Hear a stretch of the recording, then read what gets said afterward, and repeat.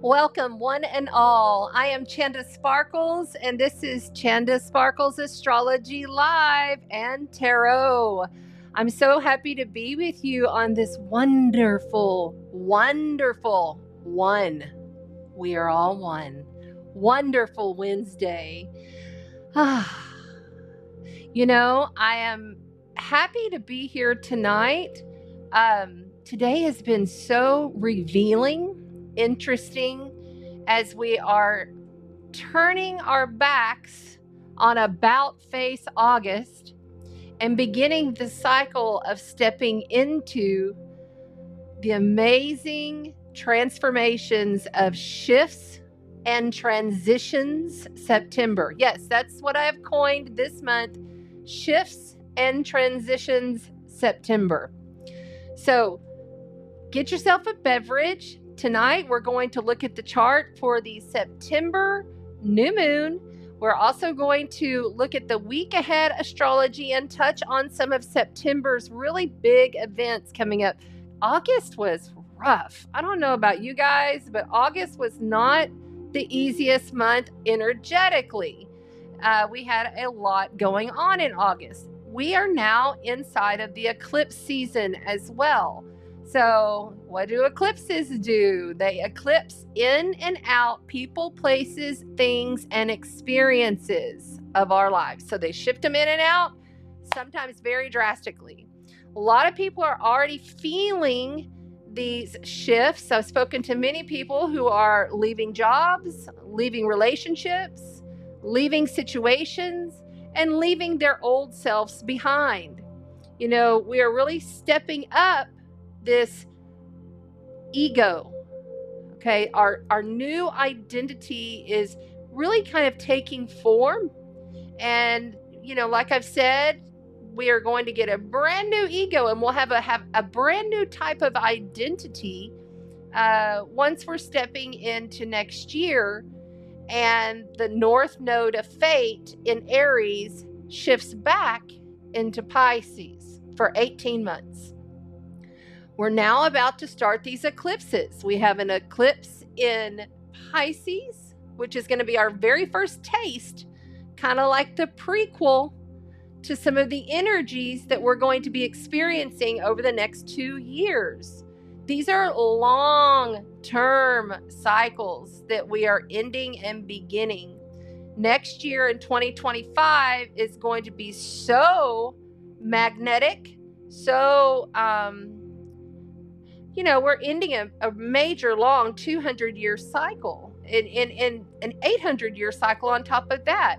Our outer planets are shifting into air and fire, where they have been in water and earth. Okay, so now we're going to have a whole different kind of reality that we're dealing with. I would say by 2027, things are going to look drastically different. And this is those beginning phases. We have been continually doing deep core wound healing work. This is a deep essence of core wounds that are attached to childhood, that are attached to past lives and future lives, that are attached to multiple aspects of self. So we're going to dive into what all of that means tonight. We're going to dive into the week ahead astrology. We're going to do some tarot tonight. We will be doing it old school tonight, where all of the elements will be covered in this one live stream. I've just got way too much on my plate to do separate. We'll get back on track next week, but we're doing it all tonight. We're just going to handle it all right here. So coming up, we will do your elemental tarot reads, and that will be included in this live stream. And yes, it's going to make the live stream a little bit longer, but that's okay. I have coined, if somebody would like to write it, it's Shifts and Transitions September. And this eclipse season coming up, like literally 4 weeks from now, beginning, we're already in the energy. Eclipses are felt 6 weeks out strongly, 6 months out mediocrely, but can still play out 6 months after. The eclipse season, I'm coining visions of legacy and legalities. visions of legacy and legality. And we will, of course, dive deeper into that. I'm just giving you a little taste of what that's about. Probably in the next couple of live streams. But tonight, we're focused on Mercury going direct tomorrow. Or sorry, today. Is it already direct? It's already direct. Mercury's direct. Mercury's direct. That's why I didn't come yesterday, because the energy was so much yesterday. Plus, I had a very big, long, really dramatic, purging, releasing session yesterday that was my own personal session with my mentor. And it was a lot. And I was zapped. I was asleep. I went to sleep. I ate food afterwards and I went straight to sleep. I was in bed asleep by 7 o'clock last night. So I was just like, there's just no way. I needed that rest. And the energies astrologically, my chart is just getting slammed. I don't know about you guys, but I'm getting hit every which way. You know, Uranus is opposite. Uranus in Taurus, the great awakener, the planet that shakes things up and rattles you to your core. Yeah, he is opposite my sun sign. So that's been a lot of fun. And, you know, Neptune, I have Neptune in the first house, so I'm very Neptunian. And Neptune in Pisces has been also hitting my sun sign. And Pluto, my ruler, is also speaking directly over to my Mars in Scorpio. So it's just been very interesting.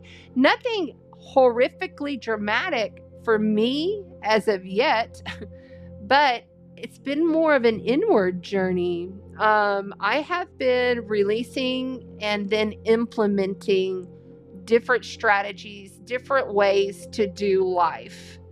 And I'm really taking a super close look at my health, because that North Node in Aries is in my health and wellness house.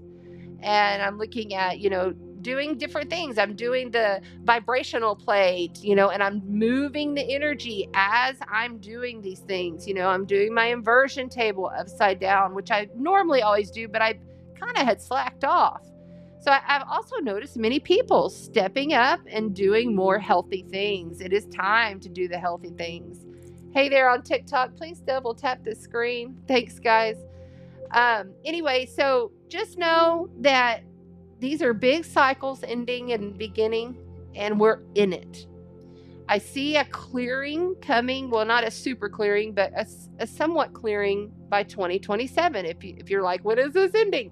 2027, somewhat lightening up, somewhat understanding and implementing and being able to manage life. You know, this world is really getting shook because the foundation that it was originally built on was false. You know, so everything has to get turned upside down. Everything has to change. Change is not easy, but we embrace the changes and try to step into it. You know, I always encourage people, don't run, don't hide. Yes, rest if you need to, but really step into your process. You know, as you're whatever it is, changing jobs, changing relationship, you know, having a new child or someone's passing away, step in to what you're feeling, because everything begins with your core belief system. What you core believe is what you will receive, you know? So yeah, okay, so I am here live on Facebook as well as YouTube, and we're here on TikTok. On TikTok, if y'all want to see the screen and see the board, see the chart, see everything, come over to Chanda Sparkles Astrology on YouTube, or just hang out. We love having you here. Okay, so let's say hi to some folks that are here in the house. We have a brand new sponsor for Virgo season. Very excited about Cats Unity. That's right, Cats Unity, bringing some positivity. And I get to do that because I have Saturn in Gemini. So I make up all kinds of phrases and words, and sometimes I just make up my own words and make up my own language because I can do that. But thanks to the moderators. Thanks to everybody that's here on the live and on the replay. So appreciate you. Remember, do all the things, like, subscribe, share, all that stuff. It always helps the channel and helps other people find us. Hi, Deborah. How are you? So glad that you're here. Amy Jones is here as well. So cool to see the tribe. There's Donna Lewis, our wonderful moderator. And I was looking for Bonnie. There's our winner, Zavia. So Zavia won an amazing session with my dear sister, Sandra McGellis of Embodiment of the Soul for Leo season. So Zavia's here. She says, I made it to the live. I hope I can say this. I was the Leo season winner and had my session with Sandra this morning. I have several confirmations and her guides spoke to me. Awesome. Awesome. I love Sandra. Sandra's coming to see me. Sandra's coming to the Sparkle Shack. She booked her flight today. I'm so excited. But anyway, congratulations. And someone else is going to win a package with Kat's Unity out of Corpus Christi. She is a 6th generation tea leaf reader and seer. Okay. 6th generation. This woman is amazing. And she's offering you a session. And then she also has, I'm just going to go ahead and take care of this right now since we're talking about it. I'm going to go ahead and remove these banners just because I don't feel like we need that right now. So she's offered this. It's a brand new teacup. Okay. So see, it has all the glyphs and everything. There's a teacup and a book in here, The Cup of Destiny, to teach you how to read your own tea leaves, or you can even use coffee grounds. So that's part of our winnings. And then I'm going to go ahead and just show you here on the screen, on the board, you on YouTube and Facebook, you on TikTok, please come on over to Chanda Sparkles Astrology so you can see everything on the board.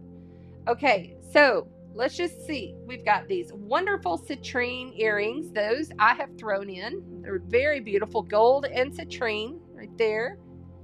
And then we also have a wonderful little bundle of my Healing for Humanity blend with lots of crystals, flowers, herbs, oils, and stones.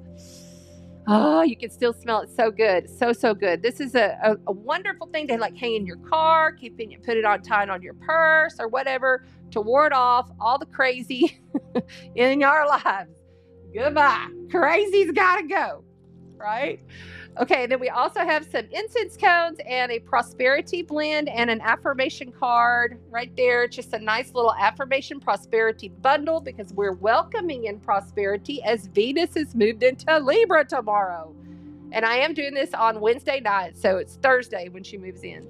And then also Kat threw in some of this smudge soap. So she picked it up at the Psychic Fair and you got some smudge soap. So that's pretty cool. And then also, like seriously, this is a $300 value giveaway. We're also giving away the Witch's Tarot. Okay? The Witch's Tarot right there. $25 value, just that deck.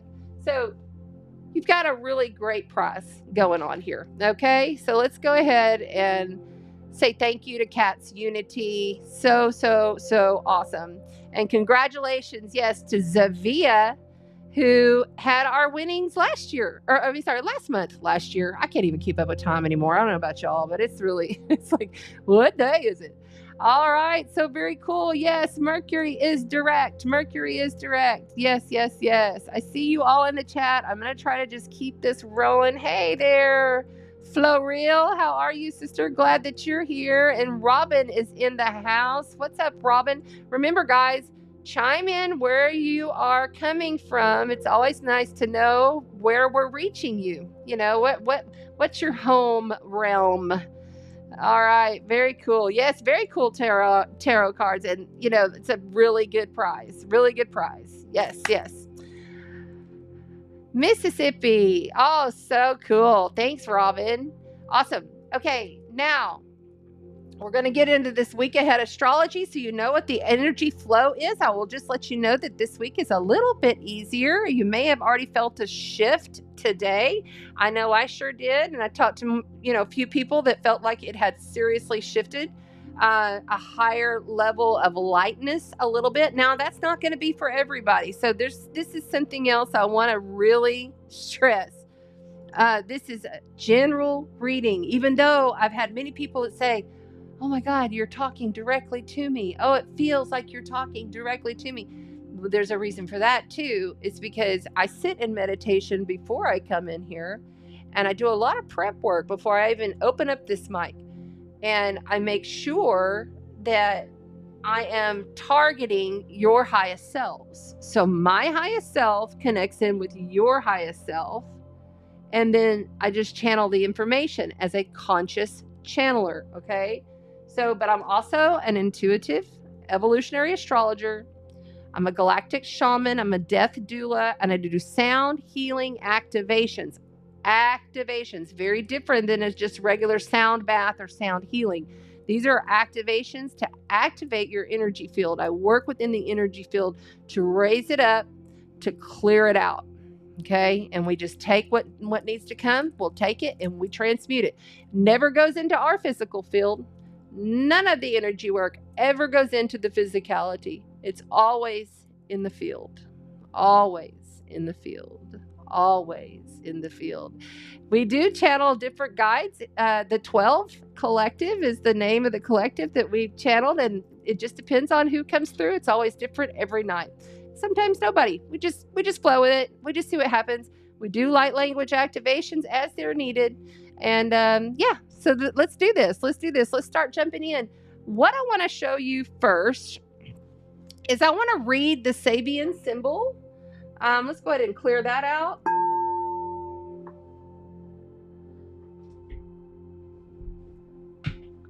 I do have a little thing I want to talk to you about September. And this is just a little something from the Blessings book. Okay, Blessings book.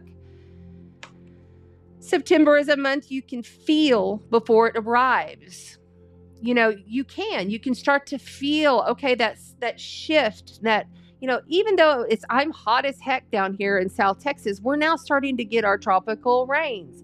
We're really now starting to feel that shift happen, even though it's hot here, you know, but I'm sure in other places in the world, you can start to feel the shift of September approaching. It says here, there's a crispness to the air, and I am in Northern Hemisphere. So if you're in Southern Hemisphere, you're starting to feel the rebirth of spring coming, right? So we're just wanting to acknowledge all of our beautiful Australian, New Zealand, and African followers, because we love you very much. But this is directed towards the northern, and I apologize for that. Long summer nights grow slightly shorter, and leaves on trees glow in shades of honey and amber. Nature is coming to a close and finding her own personal balance and harmony as the second annual equinox approaches. So, and it goes through here and it tells all about, like, we're about to have Mabon, right? And we've got the Jewish year is ending. A new year begins, and the Celtic name for fall equinox is celebrated this month as well. Mabon is the second of the Celtic harvests. It goes Lammas, then Mabon, then Samhain, which comes Samhain, excuse me. And remember, I'm dyslexic. I see things differently and it comes out differently, so I apologize. I even write dyslexic. Like I think I wrote the winner's card, Zavia, your winners, and I'm pretty sure I had some letters backwards, and I even wrote on there, I'm sorry. It's just the way I am. Although the month's energies of completion and release bring our attention inward for reflection, contemplation, and connection with Source, now is also the time to start planning for next year's crops. So when we reach the end of Virgo and start stepping in, that's why I said Virgo season is about transitional. The whole month, a whole 4-week process is a transitional phase. It's the only month where we're seriously in transition, whether you're in the northern or the southern, okay? And we're getting prepared for what is to come. And we are in planning preparation for relation, because relationship season comes up when Libra comes, okay? And it's time to plan for next year's crops. There can be no delay. While the harvest is fresh in your mind, Think about what worked well this year and what did not. Ask yourself that. What worked well for me this year and what didn't? What could you have done to ensure a stronger growth? Or maybe this year's harvests were beyond your expectations. What can you do now to ensure that next year will be equally successful? Did you enjoy the process of your growth? See, that's the other thing, is we're not here to just be living in torment all the time and, oh, I've got to do this because I have to make this money and everything's so expensive, and and I get that. But it's up to us to shift our perspective and how we manage ourselves through that situation, through that experience, right? And how we plant our seeds now, 6 months from now, are really going to be exploding, because 2025 is one of the most serious years of change that we're going to see. 2025 it's really more than 2020. Okay. So, I mean, astrologically, it's really major, through the roof. Like, so it's important. What are you transitioning this Virgo season so that you can prepare for your next crop, right? And that's when we hit Pisces season. Okay. What can you do? Aries season. At the end of Pisces to Aries season. What can you do to make a process more enjoyable? It's about joy. It's about finding joy in your process. Okay? So, as we're closing these cycles and coming into this rebirth, it's very important to understand that this is the new cycle of becoming very practical and planning on what you're going to be doing. This is about really getting into those finite details. It's about releasing a whole shitload of stuff. I mean, it's like literally physical stuff, tangible things in your life you need to start gifting, or you need to give away, or you need to put them on eBay or whatever. Start to clear out space, clear the clutter. This is Virgo season. This is what we do for Virgo season. Let's see. Annette says, thank you for being here, Annette. Growth was tough, but embracing the need to stay quiet and wait to respond to things. Yes. Yes, I think I even wrote that down today. It's about how, let's see, I put it here. Being open to seeing other people's point of view is also a really big theme this week, going into next, even going into next year. But it's like being open to receive a different idea, a different concept than what your core belief is. Understanding that how you respond could really get jacked up right now, especially as Mercury's at a standstill. Okay. So before I go off on a tangent, we're not doing the week ahead, I want to look at this Sabian symbol because it's going to tell you a lot. So I'm going to put this up on the screen and I'm going to read this Sabian symbol for you. And I'm going to go this, and then I'm going to go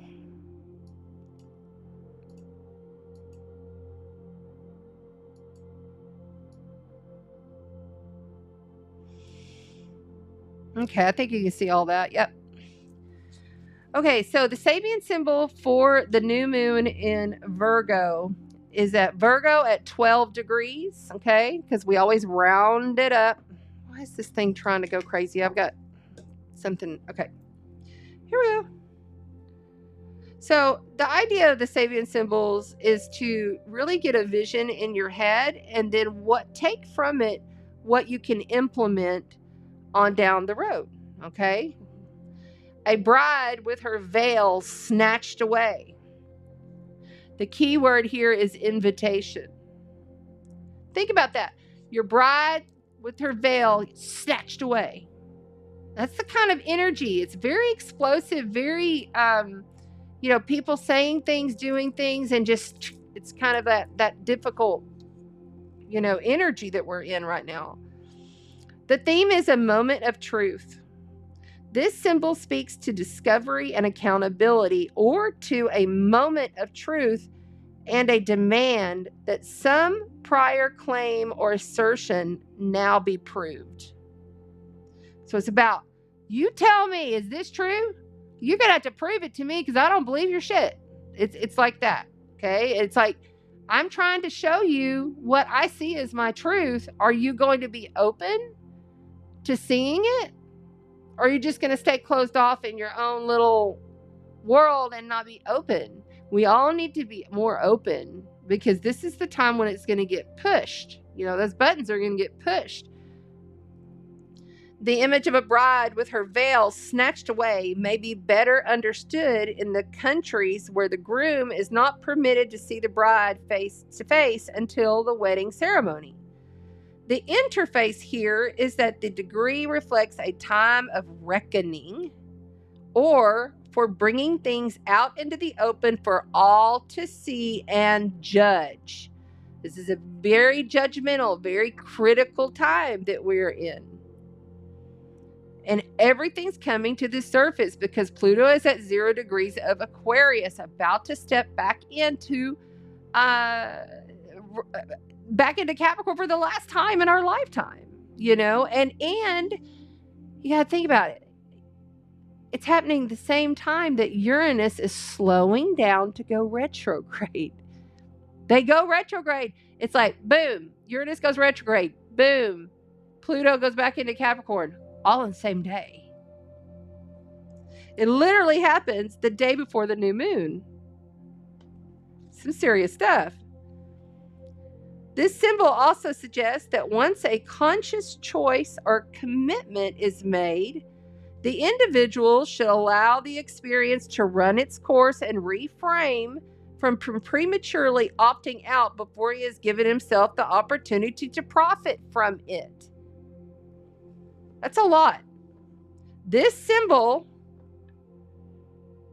also suggests that once a conscious choice, you're making a conscious choice to commit to something, or to be open to something, or to do something to better yourself, better your family, better your tribe, right?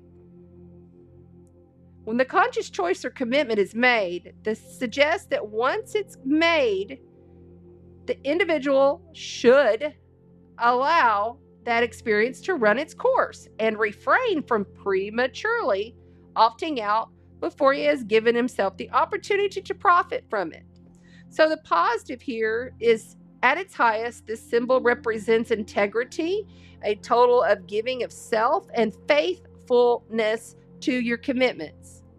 The negative is morale, weakness, or a misguided sense of honor and self-respect. Like, to be moral, it's a moral weakness. It's like, do you have integrity in yourself? And if you do, how are you showing up in that integrity with other people? Did I put the opportunity? Yeah, I did. Okay. So your greatest advantage lies in verifying things for yourself. Check out all your claims that you've made, making purchases, or relying on representatives. Like, you cannot trust right now hardly anything. It's just, this energy is very trickery, a lot of trickery going on. The risk here is guard against impatience or ripping the chrysalis from the cocoon too soon. Try not to invade someone's privacy or unmask them in public. Respect the dignity of even the least of your fellows. So that's kind of like as a Scorpio sun, Scorpio rising with an Aries moon, I've had, especially because I have Scorpio Mars in my 12th house, and I've got a lot of 12th house planets, Venus in the 12th, conjoined to Uranus. So I've always had Pluto in the 12th. I've always had hidden enemies, or someone who I thought was my greatest partner or friend or whatever that would, out of the blue, out of nowhere, either poof, ghost me, disappear, and never say a word or explain why, or they would be people that would show up in my life. They would meet. I would really put a lot into them. Like I really put a lot into my relationships. I really give my heart. I give everything. I would do everything for that person, right? They would take all of it, and you think everything's all great and groovy, and then the next thing you know, they're gone. Next thing you know, oh, by the way, I'm dying. Wow, really? So it's kind of like these energies of processing so much that has to be let go and let it be. We have to let it be, right? Just like the song, Let It Be.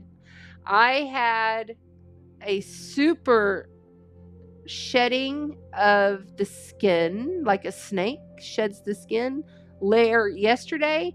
And then yesterday, a year ago, I find this out later in the day when I check my memories on Facebook, I had a major shedding of the skin a year ago, letting go, like in complete total trust, like that kind of hardcore trust that you just got to trust in creation. You just got to trust in the universe. You got to trust in God that what you're doing here, because you have no control.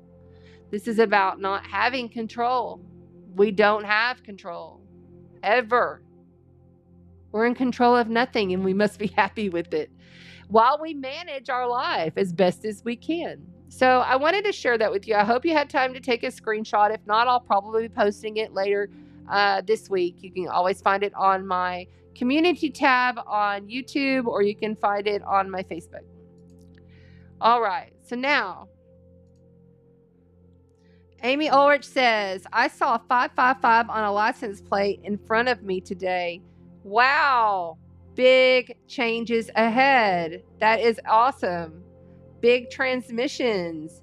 Kelly Wood says, the new moon is on my birthday. Well, what's up? I cannot believe that. For real.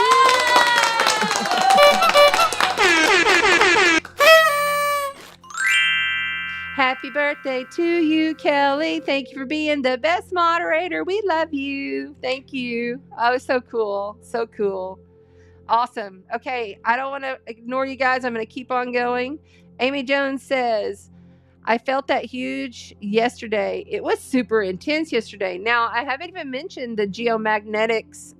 We've been in a coronal mass ejection geomagnetic storm since late last night, and I often will feel those coming on before, and I had that huge session, and then afterwards I was like a walking zombie. I could barely stay awake to have a bite to eat. I hadn't eaten all day. I only eat once a day nowadays anyway, if I even eat.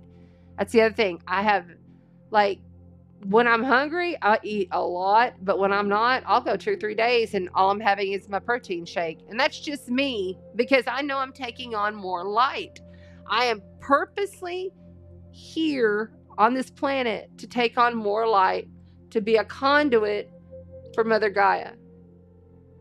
That's it. That's my goal. Conduit for Mother Gaia, to ignite the grid, to take this beautiful planet into a utopian society. And I see that. But we have to embrace the changes. We cannot go against the change. The revolution and the rebellion is happening, and it's going to continue to happen. And it's happening in a very higher technology way that we're going to see things that we never would have even thought of that are going. We're already seeing so many different, new technologies, AI, everything being released, right? But even more so. I think what it was that Elon Musk is going to do one of those super shoot tracks or whatever, where like it's faster than taking a plane across the state of Texas. He just announced that not too long ago. It's just these very different things, these very outside of the box things. At the beginning of this year, and I'm just going to bring my calendar right on back to January, I said, it's time to just board the ship. January. It was time to just board the ship. That you must begin to be more balanced as you take on the different, and that you have to do things much differently this year than you've ever done things. You have to embrace the different in order to get ahead and be, in the race to excel, and do your best. We're not here to live in poverty. We are here and meant to live in abundance and in flow. That is the goal. Hold on just a second, TikTok. It's getting hot as Hades up in here, and I think my AC turned down by itself again because the Nest just decides to do whatever the honky wonky it wants to do.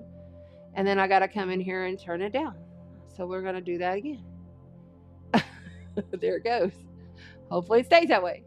All right, here we go. All right, so let's talk about this week ahead astrology. You've already seen the cards, so I'm not going to... Hey there, Sparkle Tribe. Sandy Reyes is in the house. Hi, how you doing? And yay, Rebecca is here. Thank you for being here too, sweetheart. And Annette, yay, awesome. She says, happy birthday, Kelly. Awesome.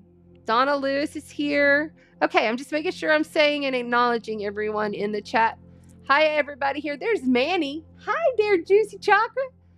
I was thinking about you the other day. I was like, because I'm changing my physical wellness routine. I'm doing some different things. It's like, I got to get down to see Manny and do some yoga. So anyway, all right. So let's keep rolling. We're going to move all of this off just because if I don't do it now, I will forget later and get all wrapped up in the channel. Remember, we are about to be doing cards, but right now on YouTube, you can see all of the board. You can see as I annotate the actual astrology chart, you'll be able to see everything if you come over there, okay? Firstly, I want to make sure that I acknowledge this week. So right now we're in the middle of this Mercury square to Uranus, and it's in a wide square. But we're going to be feeling that all this week and then all next week. And then the final third square of Mercury and Uranus, because every time Mercury goes retrograde, he goes back and he does something. And then he has to stop. And then he goes back again. He goes over it 3 times. So this is like the final, I'm calling it Uranus is slowing down to stop. So, when planets slow down, their archetypal energy vibrates at a more powerful frequency. We receive it in a more powerful way. So, and that's happening literally the day before the new moon, on the same day that Pluto is going back into Capricorn for the last time in our lives. And this is huge. This is bulldozer done to world powers, top-down structures. World powers, world leaders, world governments, world corporations, all of it. Last time in our lifetime ever. It's major stuff going on. And it's happening in the middle of a yod. So, and a yod is finger of God going, look right here. Are you watching? Are you paying attention to these structures that are falling around you? Are you adjusting your market? What's your market doing? What's your bank doing?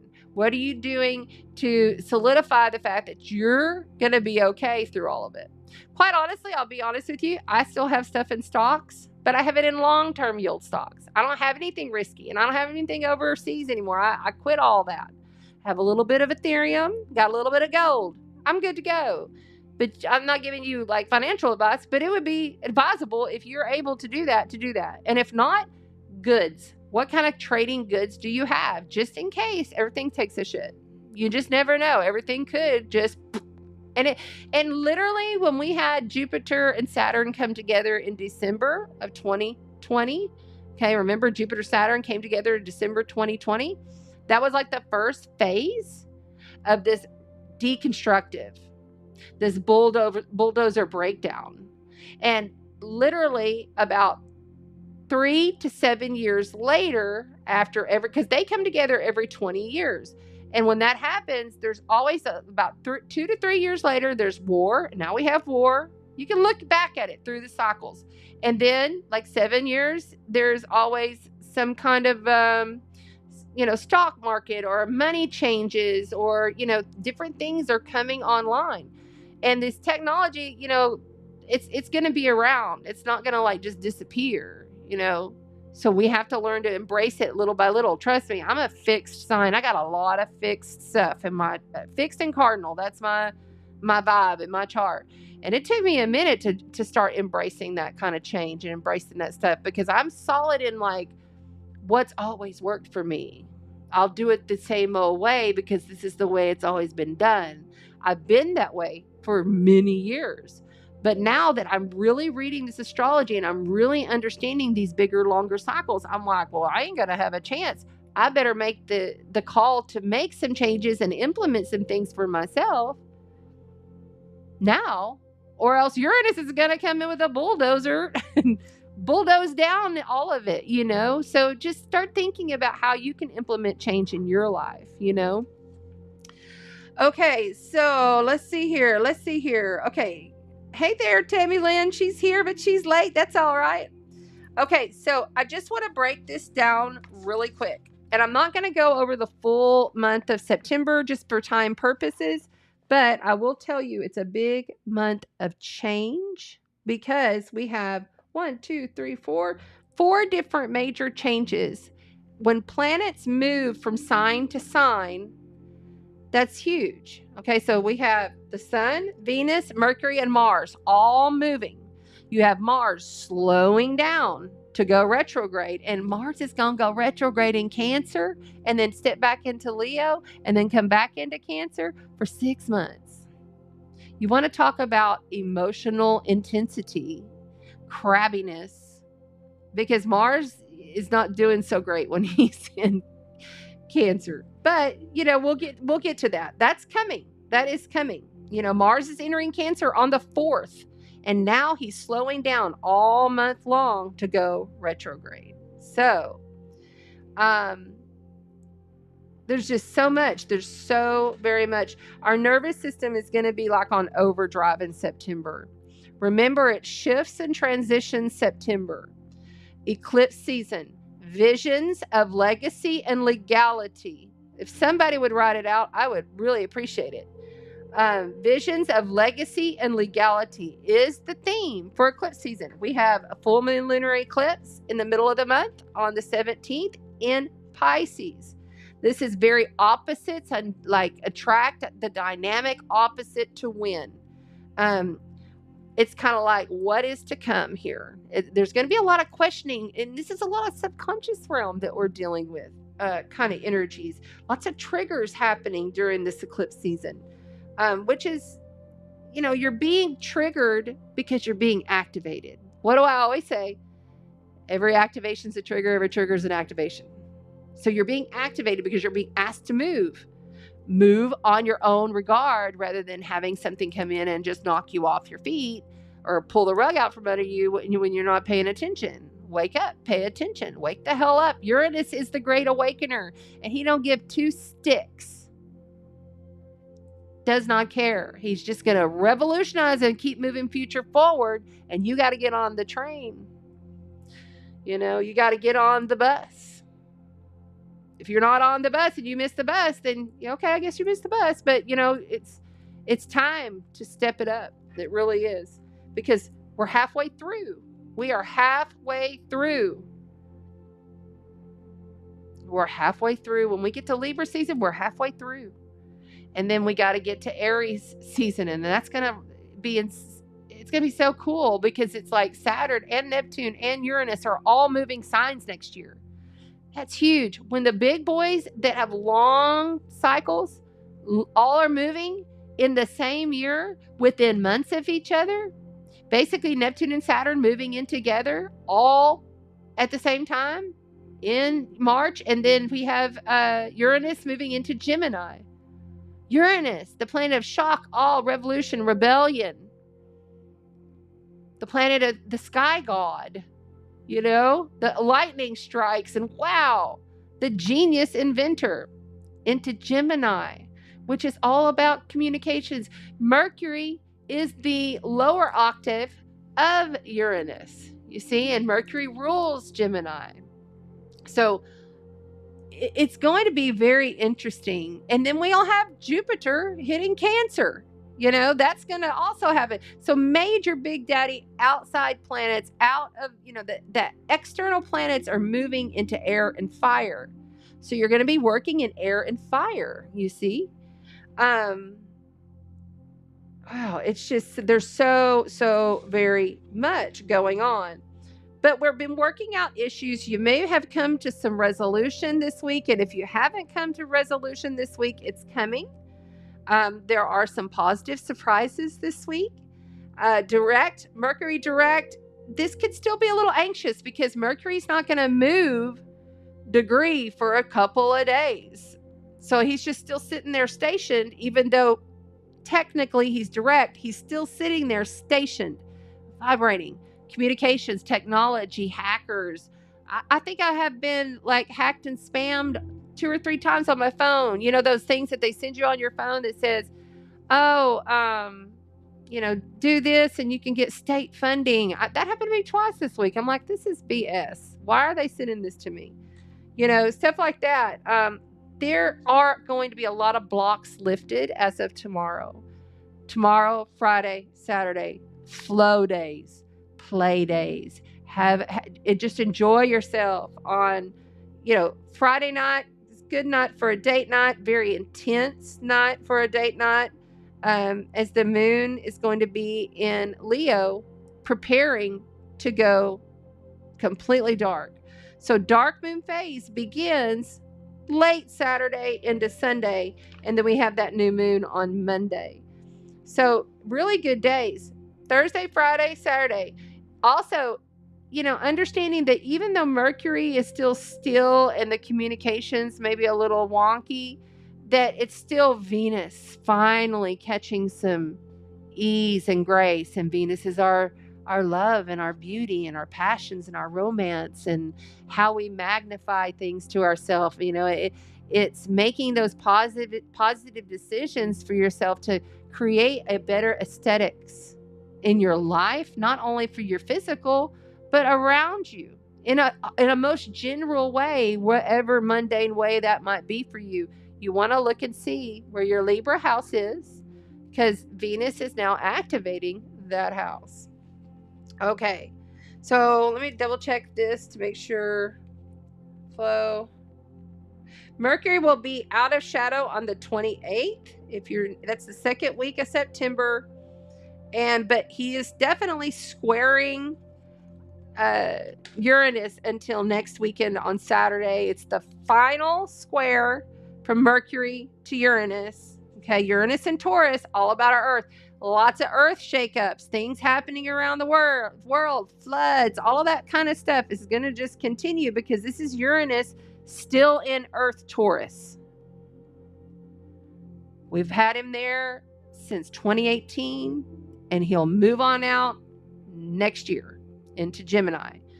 And when we get to latter parted degrees in astrology in any sign's house, it's always a little more for the collective. It's always extra.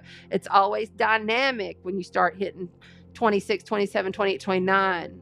You know, those are the finalizing, the closing, the metamorphosis, the dragonfly comes out of the water and flies away, right? He comes out of that cocoon chrysalis. And so it's time. It's time. And understand, we are to awaken, arise, and affirm. Someone write it. Awaken, arise, and affirm. Kelly wrote it there. It's a visions of legacy. And your vision right now is so strong with Neptune at 29 degrees. Like every single person needs to be doing visionary work every morning, visionary work every night before they go to bed. And if that's as simple as closing your eyes and just literally seeing those folks who are rattling your cage in their highest light, then that's what we do. Okay? Because all of it is going to change through your imagination of vision. Okay? If you don't believe in visionary and you don't believe in seers and all that, just use your imagination. Lay down. Daydream. See yourself the way you want to see yourself until you be what you see. This is Neptune 29 degrees is Everyone needs to be doing visionary work every night, just every night. Even if you forget, just, oh shit, I forgot. Get up, do it a little early. Get up early. This is Virgo season. This is practical time to crack the whip on yourself and make yourself do it. Don't be a lazy butt. Get up. I'm the same way. I'm talking to myself because I've been having to make myself get up a little bit earlier because I'm implementing healthy changes to do some different things because I'm trying to heal my neck and back, basically. So whatever that is for you, you do it, right? That's right. Tomorrow through Saturday, flow days and play days. And I hope it's payday. Let it be payday. It very well could with Venus coming back home to Libra. We're really going to start looking in that mirror and that relationship, and it's going to start showing up in people around you. What is it that's within you that you are mirroring to them, and vice versa? That is the key. Awaken, arise, affirm for September. Awaken, arise, and affirm. No more are we going to be snowed. No more is someone to snatch the veil off of our face. You know, we're going to take it. We're going to take the initiative to step in to our ascension, to step in to just being a human. You know, let's not forget, you know, everybody gets kind of wrapped up there a little bit. Me too. With our ascension process, and are we getting to the 5D and all of that stuff? It really doesn't matter because everything is right this moment. And you can't do anything about the next moment besides be in the moment now and create from there. My brothers and sisters, my beautiful soul family, you just create from there. And every single moment you can shift your frequency to whatever direction you want to go to. And when people are triggering you, remember, what is this showing me? What is this showing me about myself in this moment? The divine feminine is really ticked up right now. We have Venus, Lilith, Juno, all hanging out together with this new moon, okay? And that is also the same day. I think it's happening on the new moon. It's happening on the 3rd. We'll have to double check the chart, but that's also when finally Mercury will move a degree. So as I'm saying, really just kind of enjoy the dramatic surprises that are in store. We're going to start talking more about next month, but just know there's a lot of planets moving. There's eclipse season to deal with. We have one eclipse September, and then the next one is October the 2nd. That's the solar eclipse in Libra, and it's the very last one for 9 years, and that's going to have a lot of legality importance. This whole month is going to have a lot of legality importance. Handle your documents now. Mercury's out of retrograde. Go ahead and start handling and planning whatever it is that you got to do. You got to go to court. Don't put it off. Don't try to, you got to do some paperwork for the last quarter to make sure you close out your shit. Handle it now, because you're not going to want to be dealing with all of that nitpicky little stuff, legal stuff later, because when you have to deal with it later, it's going to end up being a little bit more difficult and challenging to do. Mars is our drive. It's our ego. It's what makes us move. When Mars is slowing down and getting prepared for long rest, for more within. Okay, and that's going to happen in Cancer, your home, your family, security, where you live, how you live, who you live with. Your ancestry, where did you come from? This is what blows my mind with some people. Okay, I'm not going to name some names, but it blows my mind how people don't have a damn clue of their ancestry. And it's not about, I just haven't had time to go on Ancestry.com and do all of that research. It's more about, do you have time to figure out who you are at a soul level? Because that's a good place to start. This is what astrology is. We look at the study of the cycles that happened in the past to understand the present. It's a science. It's not woo-woo. It's real. And it's not a belief system either. It's a GPS for our life so we can truly have some kind of a map to go by living this life. And why would you not want to know your ancestry and where you came from? Really important during this period. Okay. I'm going to leave it at that. There's a lot of other stuff, but I think that that's enough for now. So we're just going to keep moving along here. I did want to say, remember, the masculine and the feminine are being challenged, okay? As Mars and Venus are challenging each other through this time, through this week. It has been happening. And this is all about the yin and the yang, the relationships, with radical extreme Uranus waking and liberating us to move into a more individuated state. This is about, remember, Uranus is kind of like the personal unconscious. You know, Mercury is more about our conscious thoughts and our mundane and what we do from day to day. Uranus is more about the unconscious radicalism. It's kind of like, Eureka! I got that idea. And it just came to me. That's Uranus. He has to enter through the back door, through the subconscious. And remember, in mythology, Uranus was not a nice guy. You know, he was like plowing over people, killing family members because he didn't want to be taken out. So it's kind of done in a you're going to do it my way or the highway way. Uranus and Pluto are very similar in that aspect. So the Mercury square Uranus, remember, the sky god versus the messenger. Okay, so you got Uranus, the sky god, with the messenger, delivering messages, and that comes through people sometimes in a very harsh manner. This is some unrelenting explosions that could be happening, or it could be just some really good partnerships if you're well-rounded through this time period.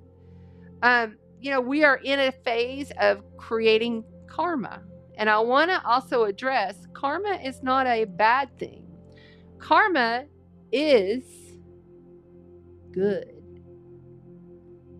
Oh, did you get a chill there? Did you even feel that? Karma's good. Create some dharma on the way. Look it up if you don't understand. Calm down. Calm down. Breath work. Do that 3 times. It will reset your brain. Take your fingers and point them right in the very center at the top of the neck and massage. That's your emotional reset button. It's a moon center. Get some essential oil and rub it on there. Stress ease. STRESS ease is a really good from Young Living. You know, good essential oil. This, you know, we got to watch out this week. And I'm not saying this is for everybody, but these are the warnings. We have gas explosions, gas leaks, hackers, internet things going on, lots of military getting round up during this time. Remember, it's about you taking the inspired action through the chaos, right? If there's some kind of drama or some kind of something, step into it. How can you better the situation for yourself, for your family, for your workspace, for the world, for the collective? Take initiative. Step into it. Don't put it off. Don't sweep it under the rug, because a ticking time bomb underneath the rug is what? An explosion of dust, and we don't need dust in our eyes. Really? That was okay. I don't know where that one came from. That one's new. Okay. So funny. So I also want to speak to Neptune being opposite Venus, because Neptune opposite Venus is so beautiful. It's so romanticized. You know, this is about all those real subtle sweetness type of things when you got Venus and Neptune opposite. Okay. So that's also coming. So we have these new music, new art, new aesthetic ways of taking care of our skin or taking care of the flab on our butt or whatever. There's all of these new sexy ways, and even like it's a very sensual time. Neptune is the subconscious, and Venus is the lower conscious of that same energy, right? So Neptune is the higher octave and Venus is the lower octave. They're very similar creatures. It's just that one can take it so far that you end up in a mental institution or in a psychic ward, or they have those, like back in the day, they had all of those, the crazy houses. What is it? The asylums. Yeah, that's what I was trying to think of. Thank you. But art and music, imagination and vision. If there's anything I could drive home is start really doing that vision work. Fantasy and romance and deep intimacy this week. I think that whoever is in partnership, this could be very good. Or you already know you're out of partnership and you're moving on, and it's very good and intimate for you within yourself. That's how it is for me right now. I've been very intimate within myself. I've been doing extra things. I bought some kind of something where it puts lasers and stuff on my face and my skin because I'm so sensitive. Like I'm already like a breakout. Every time we have big storms or these electromagnetic energies and stuff, my skin, it just breaks out everywhere. And I'm just like, I'm over it. So I'm doing and taking initiative to do that. I'm going to see my doctor, about my hormones. I'm taking initiative, and I waited. He wanted to see me last week. I said, oh no, you have to wait until Thursday. He said, why? I said, because Venus will be in Libra on Thursday. And so I have my appointment tomorrow. So you see what I'm saying? You got to be smart about things. And I normally post most of this information, bits and pieces of it on my YouTube tab here, whatever it's called, and then here on Facebook and then Instagram. Okay, so I put all that out there. If you guys want to find me, go and look. But I really want you to be open to other people's point of view, because just because you don't like coconut water, oh God, I hate coconut water, oh, it's so horrible, doesn't mean that other person that's with you, that might be their favorite drink.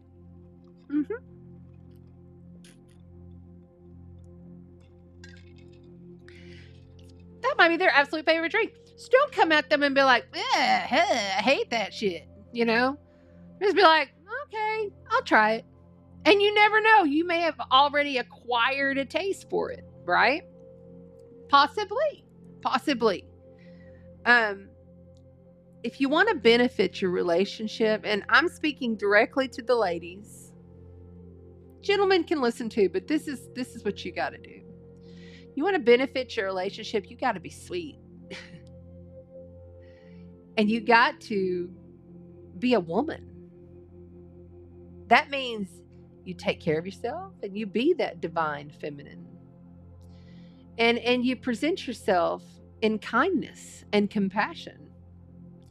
But you also be in your authority of your own identity. The most successful relationships are because the other person in the relationship, other than you, was open to try new things, to have another perspective on the situations, rather than being so cold off and cross and this is the way I have to do it. That's not going to work. The fixed signs, Taurus and Scorpio, Aquarius and Leo, are going to have the most challenge with these transits that are happening, because they don't want to shift. They want to keep it the same way they've always done it. I admire mutable signs because they have that ability to be more flexible and change and try different things.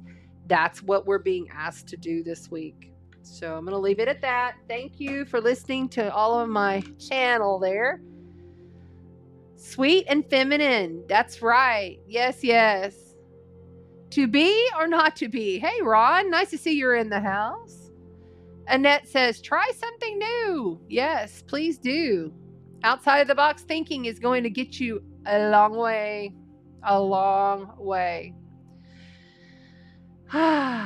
Yes, yes, yes. Okay, so let's look at this chart real quick, and then we're going to do cards. We're not doing too bad on time. I'm pretty impressed with myself, I must admit. If you're on TikTok, please come over to Chanda Sparkles Astrology on YouTube. We're going to show and annotate We're going to show and annotate the chart for the eclipse. This is another thing. My brain has been mush. We're going to annotate the chart for the September Virgo new moon. That's the other thing, is when they start coming in, my brain just goes boop. So we're going to do this real quick. I'm just going to show you just the basics, and we're going to move right along here. And I know I say that all the time, and then it ends up being forever, but I promise you this is going to be quicker because I've got to get to the cards. All right, so we got the Virgo new moon right here happening on September the 2nd. Remember, if you are not in Corpus Christi, Texas, please do not pay attention to the house placements, okay? That is just for my area. It will be different in your area, but that's all the intel right there. You can always go look this up for yourself on astrograph.com or AstroDynast. There's a lot of free, just type in Google free birth chart. But I say astrograph.com just simply because I feel like it's the best teaching for you to learn, because they tell you and explain a lot of different things. They have a time passages app, good service. All right, so what I'm looking at here, we have, and I have added some of the goddesses in, and I want to give a shout out to Anastasia, the astrologer out of Australia. She's really good about explaining and understanding the goddesses, and she has a goddess class that's coming up that I'm actually thinking of taking. I know them all from my Hellenistic studies with Adam Ellenvoss, but I think it's going to be interesting. So I wanted to also shout out to her because this is where, I knew that she was doing this class, and I don't want to be like, hey. So anyway, look at this. Vesta, Black Moon Lilith, Venus, the South Node, and Juno. You got a goddess lineup, okay? There is a goddess lineup. Write it in the comments. Goddess lineup. This is why I said the divine feminine is being severely activated for this next 4-week period. So here you have the moon and the sun. That's when you have a new moon. Okay, and it's at 11 degrees and 4 minutes, which is 12 degrees if you're looking at the Sabian symbols or the Chandra symbols. Okay, so if you're looking up in your book, you always round up one. So what we're talking about here is we got this half square going on. Okay, half square over here to Mercury. Okay, and we are also looking at Mercury speaking directly over to Chiron, the wounded healer. Remember, since April, what was it that was happening back in April that was activated for you? Think about it. What was happening back in April? If you can't remember what was happening back in April, just go to your phone and look through your pictures, and it'll probably show up and trigger what happened. Because this is now being sealed to transition into something different. Something is being sealed and transitioning into something different, okay? That trine, this is a positive flow, okay? What do you got? A positive flow in your communications, your computers, or, everything mercurial. Online, it's a positive flow to heal transitionally.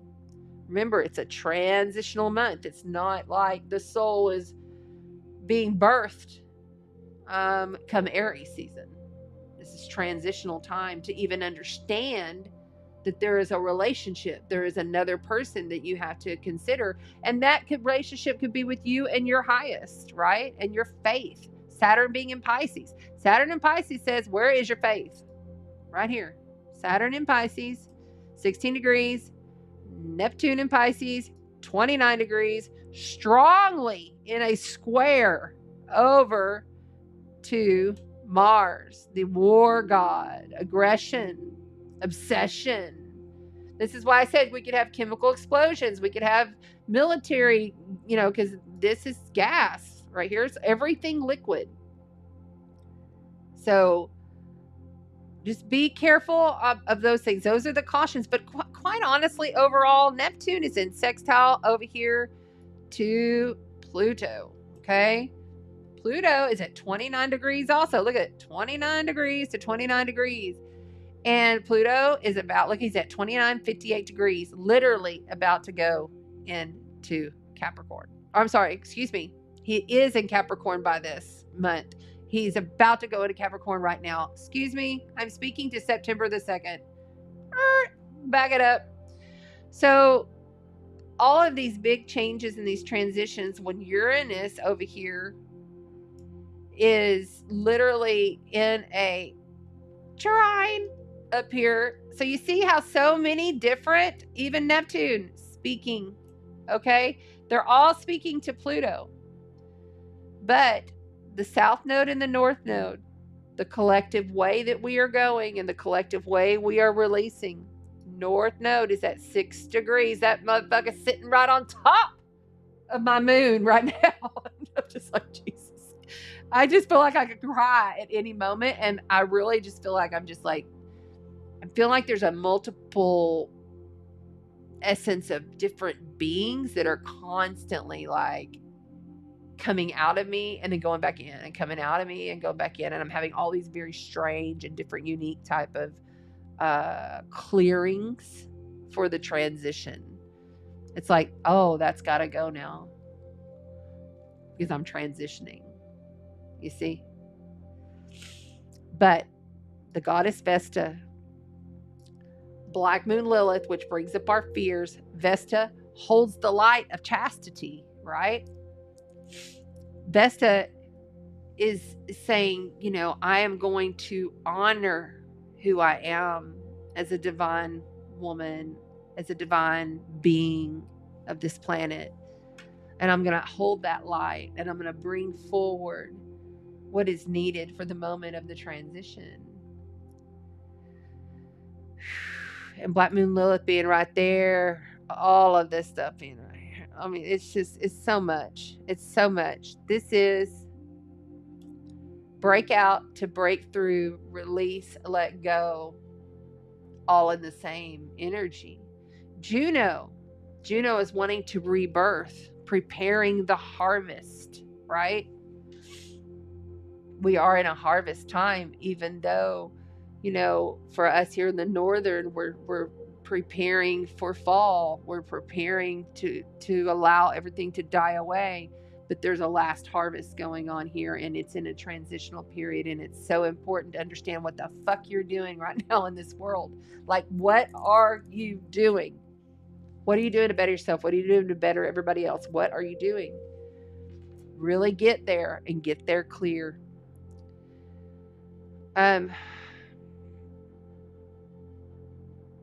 Okay, let's talk about this real quick. So don't forget that Pluto is also speaking over here to Mars, making that even more so. You see all of that? Okay. Our drive and our will, because Mars slowing down, is going to be a little off. So we have to push ourselves a little more with the light. Okay. Push yourself with your balance and your beauty and your divine badassery, the essence of who you really are. You are so big, right? Your essence of who you really are is ancient, and it's medicine for the people. Be the medicine for the people.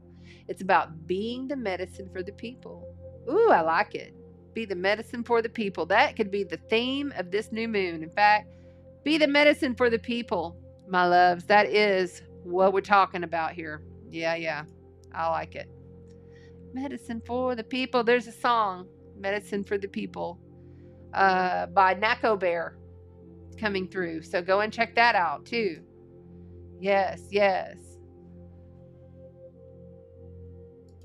There you go. Amy says, wow, that's crazy. I didn't think of myself that way. I need to appreciate and honor myself. Absolutely. Vestal Virgin. Go look up Vesta.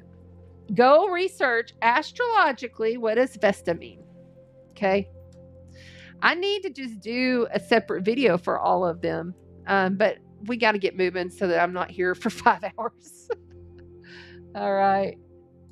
That's right. Ron says it. Ron says, back in the ancient and sacred ways. Yes, absolutely. Hi on TikTok. Please double tap the screen. Thank you.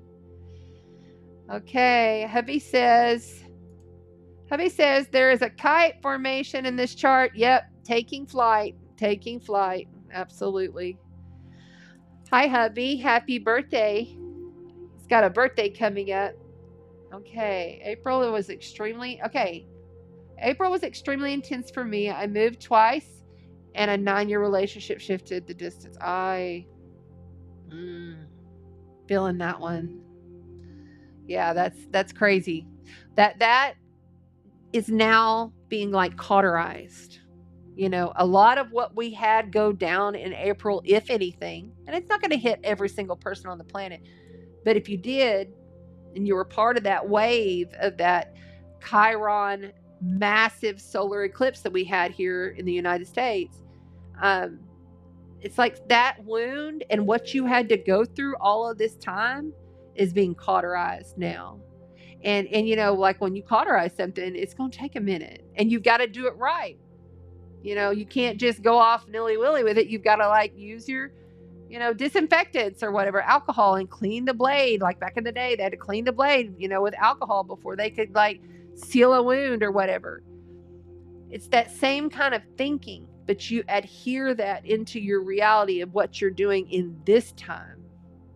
We can learn so much from our ancestry, and this is the perfect time to start diving into your ancestry, because Mars is going to go retrograde in Cancer, which is our ancestry. You know, and I can't believe it. I've asked multiple people, and they're just like, I don't know. I'm like, find out. It's so important. Like, I know my ancestry. I know I have Czechoslovakian. I know I have Greek and Welsh, because my grandfather put a lot of that together, and now I'm working on the Czechoslovakian side on my mother's side. And it's so interesting to find out everything and have an understanding. And then as a psychic, I get like flashbacks of awareness and remembrance of, okay, I was at this certain place, you know, or I know for a fact that I was a scribe, and I know in a past life I did like astronomy. I don't think I was an astrologer, but I did astronomy. And I know that I've done this in future lifetimes because I have a lab that I'm having remembrance of. And so you start to trigger that with what's inside of you. What is inside of you will start to become who you are. Then the flow of your life now makes a lot more sense. Yes, yes, yes.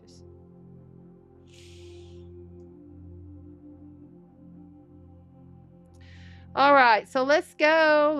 That's right. Happy birthday, Troy. Yay. Happy birthday, happy birthday, happy birthday. Let's give him some.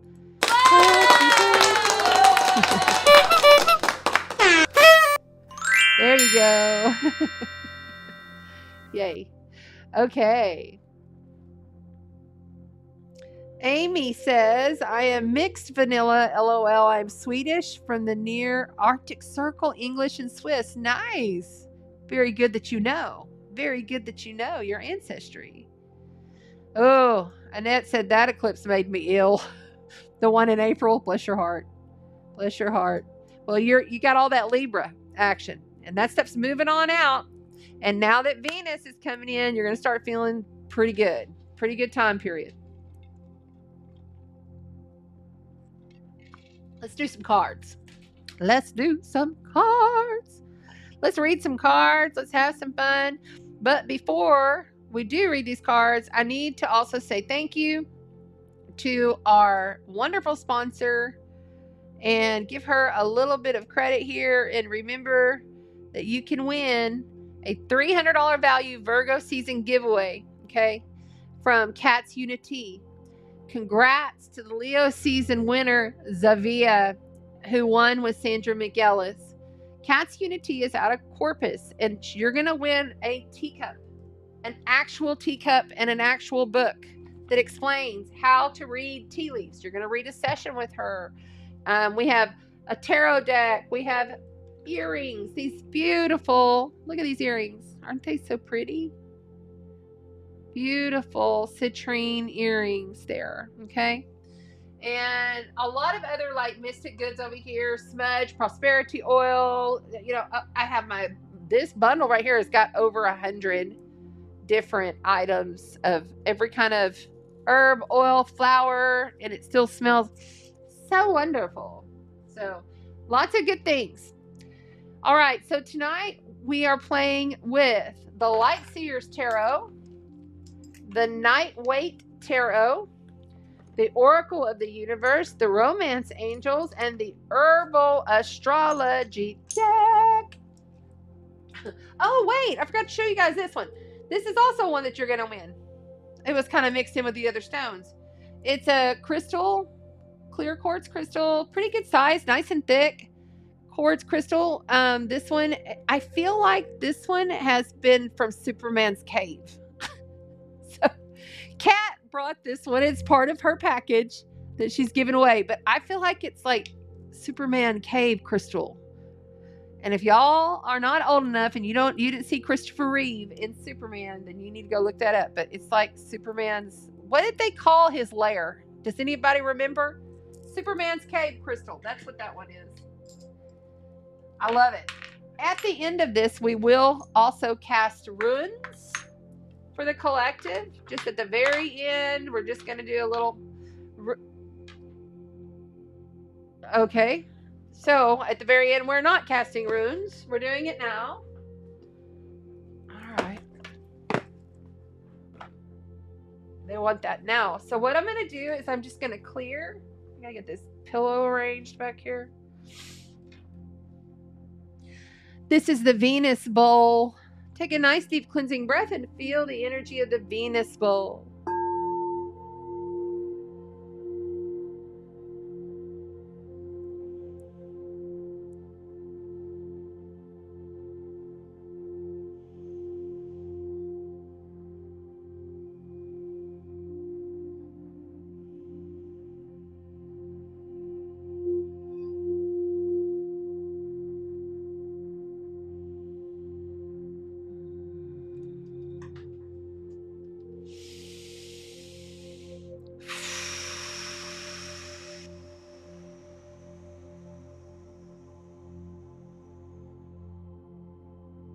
You know, it's so nice whenever you realize what needs to really go and what needs, you know, it's kind of like finding that treat. So today I saw this dragonfly dying in my pool, and I went and saved him and his wife, but his wife was already dead. And I sat with this dragonfly for over an hour. Inoshete mokana hashete mokana he. Inoshete mokana hashete.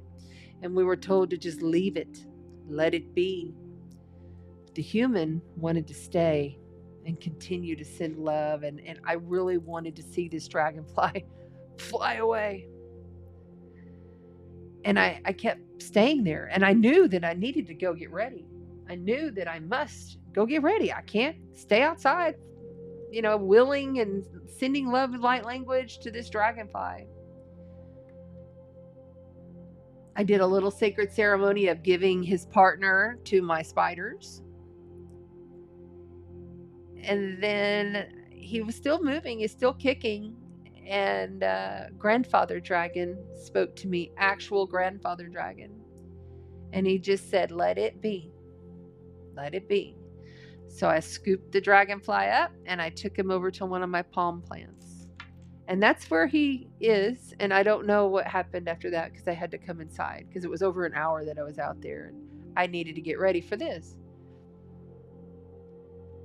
I feel like he was supposed to cross with her, and that I was supposed to be like, I don't often see a dragonfly in my pool. I see dragonflies flying around, but I have not scooped up dragonflies out of my pool ever. So it was a big significant change. And Tammy Lynn, my sister out of Canada, said it's about being disillusioned. You know, for me, it's like ancient wisdom known. It's that ancient sacred wisdom of this amazing, beautiful dragonfly. It was so beautiful. If you didn't see it, I posted it on my Facebook pages. I need to post it on over here, but it was incredible.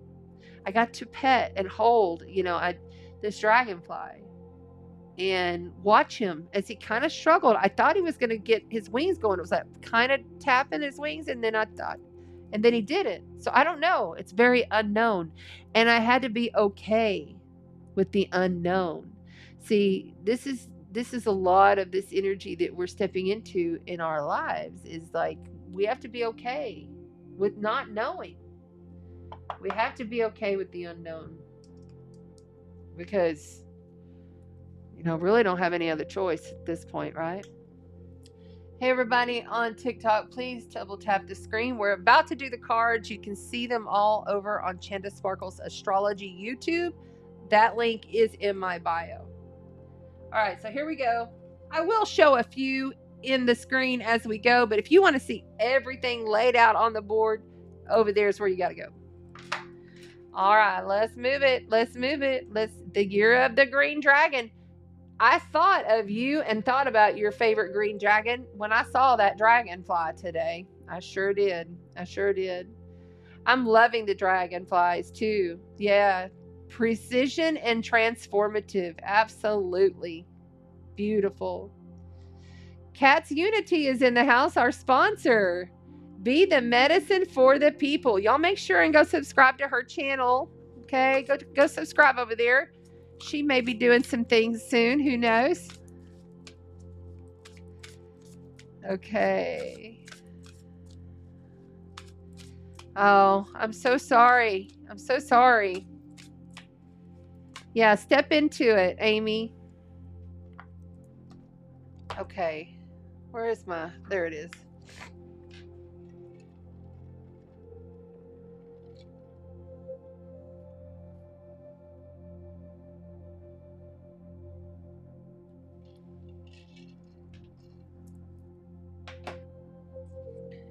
I don't have as many decks out tonight.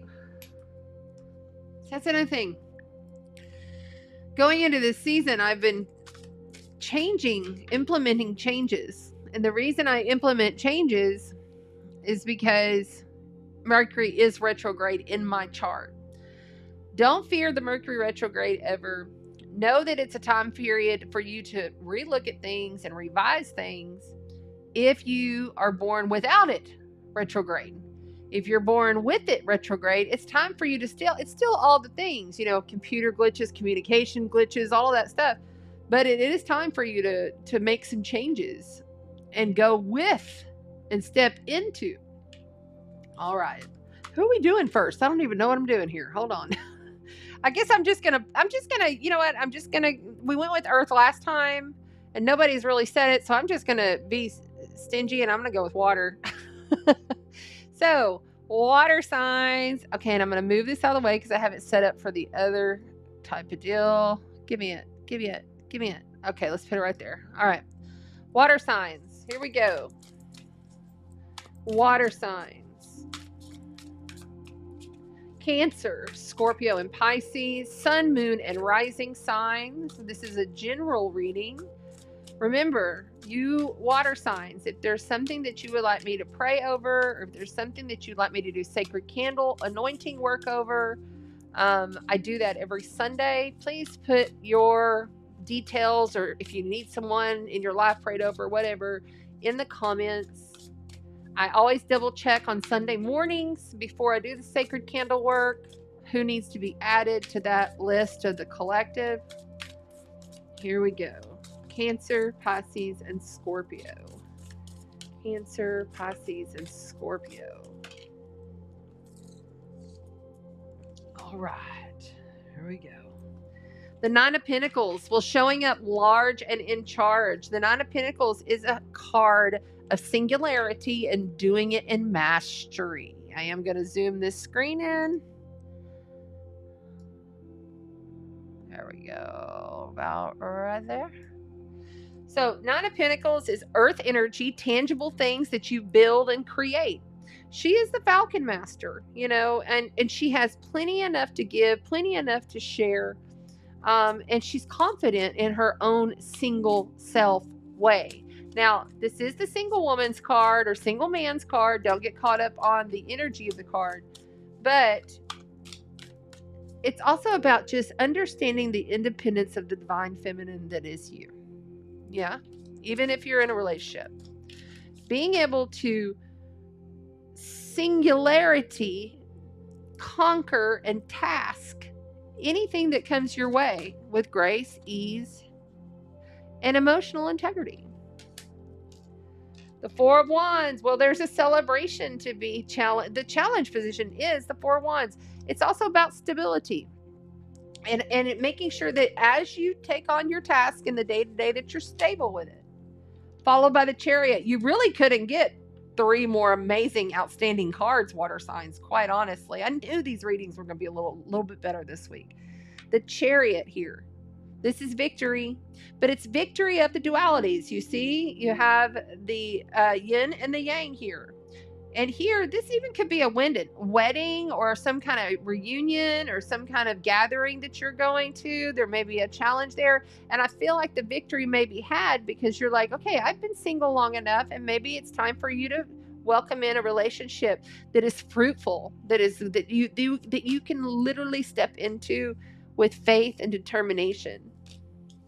Coming from outside of you is the Queen of Pentacles. Oh, wow. So that's an earth energy. It could be an earth male as well, but it's a female, or that male may have a lot of feminine, integral type of energy. I always get Capricorn really with the Queen of Pentacles. This is someone who takes care of what they do out in the world. Like, they handle themselves very well. But sometimes have a hard time and challenged in emotional. The Queen of Wands, there is 2 queens here. 2 queens here, a fiery queen and a grounded queen. Well, it's about taking charge of your life. You know, I feel like there could be 2 individuals coming together of earth and fire in completion. Wow, you got the World card. That's the last card of the Major Life Event, Major Tarot set. Like, seriously, this is coming to this completion in a victorious manner. But stepping in, and I feel like it's you and someone else. I really feel like this is a union coming together here.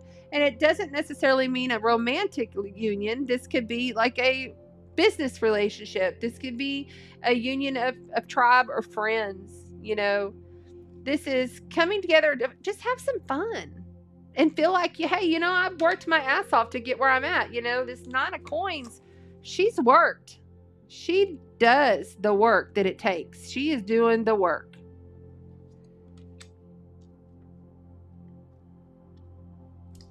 On the bottom of the deck, you got the Seven of Cups.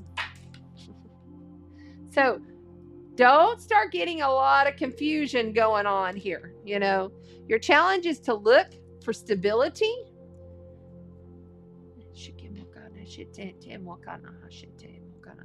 Oh, lots of tingles coming through all of a sudden. Your challenge is for stability. The Seven of Cups, why? Because you held on. You waited. You didn't go crazy. You didn't just like give it all up to everybody. Remember the Virgin Vesta, okay? The Vestal Virgin, she honors the self, right? She doesn't just give it up. Those Vestal Virgins had to wait 30 years and sometimes longer before they gave it up sexually. They honored the sanctity of their divine feminine. and the reproductive area. The Seven of Cups there's a lot of confusion, but it's a lot of emotional surprises as well. It's like each one of these cups is filled with something that you may or may not want. So I would definitely understand, like, there's probably somebody here that's like, hey, let's do it this way, or hey, let's try this, or I want to do this. And you're like, but I've been really working on this, and I'm in my flow. I feel like I'm in my flow finally, because I'm in this transitional phase. I'm implementing all of these different things. I'm taking care of business. I'm not going to allow my intuition to fall off course, right? She won't allow that. She is going to step into it. This is Aries energy right here. Step it into it, but be grounded. So there's somebody else here that's extremely grounded. These are both cardinal energies, by the way, and cardinal energy starts things up. The cardinal signs begin the seasons. They begin the cycle. So there's a lot of stepping into it in a victorious way. Remember, you've had victory already. So the victory is here and it is now. This is also Sagittarius energy about your belief systems. It's about how and what you believe in and coming to the completions. You got to come to the completion. Look at that. Those are all the fixed signs, by the way, in each corner. And this is saying, okay, I've done it. Give yourself a pat on the back, water signs. Don't get emotional confusion going, though, because I feel like there's a little bit of this anxiety and this confusion, and it's kind of like a lack of confidence in what the choices are that you're making. You've already done very well up to this point, so don't mess with it. Okay, so just for fun, because Venus has moved back into Virgo, I want to hear what the romance, these are old, very old deck, but sometimes they're just fun to see what the romance cards have to say for us, because, Venus and Libra wants love and relationship and romance. And those are the two. Separation. Well, hell. There's a separation coming up. Unrequited love. Time apart from your partner is on the horizon. There's not enough attraction or chemistry to keep the relationship going. Well, it might be because you're just two very, very different people. For some of you, for how many? For about 40% of you, the earth and the fire is going to clash. Okay? And I will say that earth and fire sometimes don't work together. Sometimes. Normally it's earth and air that work together pretty well, and then earth and water that come together well, and then fire and air. But you have to look at the completion of the entire chart. You can't just base it on the sun sign or just the rising or the moon. You can find out bits and pieces of how that person's going to operate, but there may be a separation coming. And that's here, this confusion. There's too many choices. And this is the single woman's card. And the challenge here is a marriage, a reunion, of some sort, or a celebration. It could even be a party. But there's a victory here. But I feel like, this is also, the Chariot can also be getting in your car and leaving for some of you. Interesting. Coming to an end and completions. Wow. They really said it there, didn't they? Let's go ahead, and I want to, for the water signs, we're going to find out what herb astrology deck. So this is the herbal astrology deck. What herb is going to be best used for the water signs? Cancer, Scorpio, Pisces. What herb do they need for this period? Right here. Sage. Holy cow, there's like 52 cards in this deck, and you got sage. You better burn the sage. The sage is going to clear it all out. That's crazy. That's crazy. Oh my gosh. So the sage, we're going to just, I know what it is, but I want to hear what they have to say on it. I use it. I have it right there. That's amazing that you got sage. Okay. This is about blessings and purification, invocations, sacred gift, spiritual counseling, reassemble an emotional body, mystic sight. That last 7 of Cups is all about, are you in emotional integrity or are you in emotional anxiety? Too many choices, too much going on.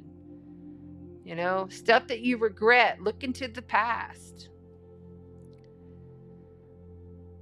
You know, unable to receive emotion, not being open to receive. You know, it's about escapism and narcissism as well. That yeah, there's a lot there.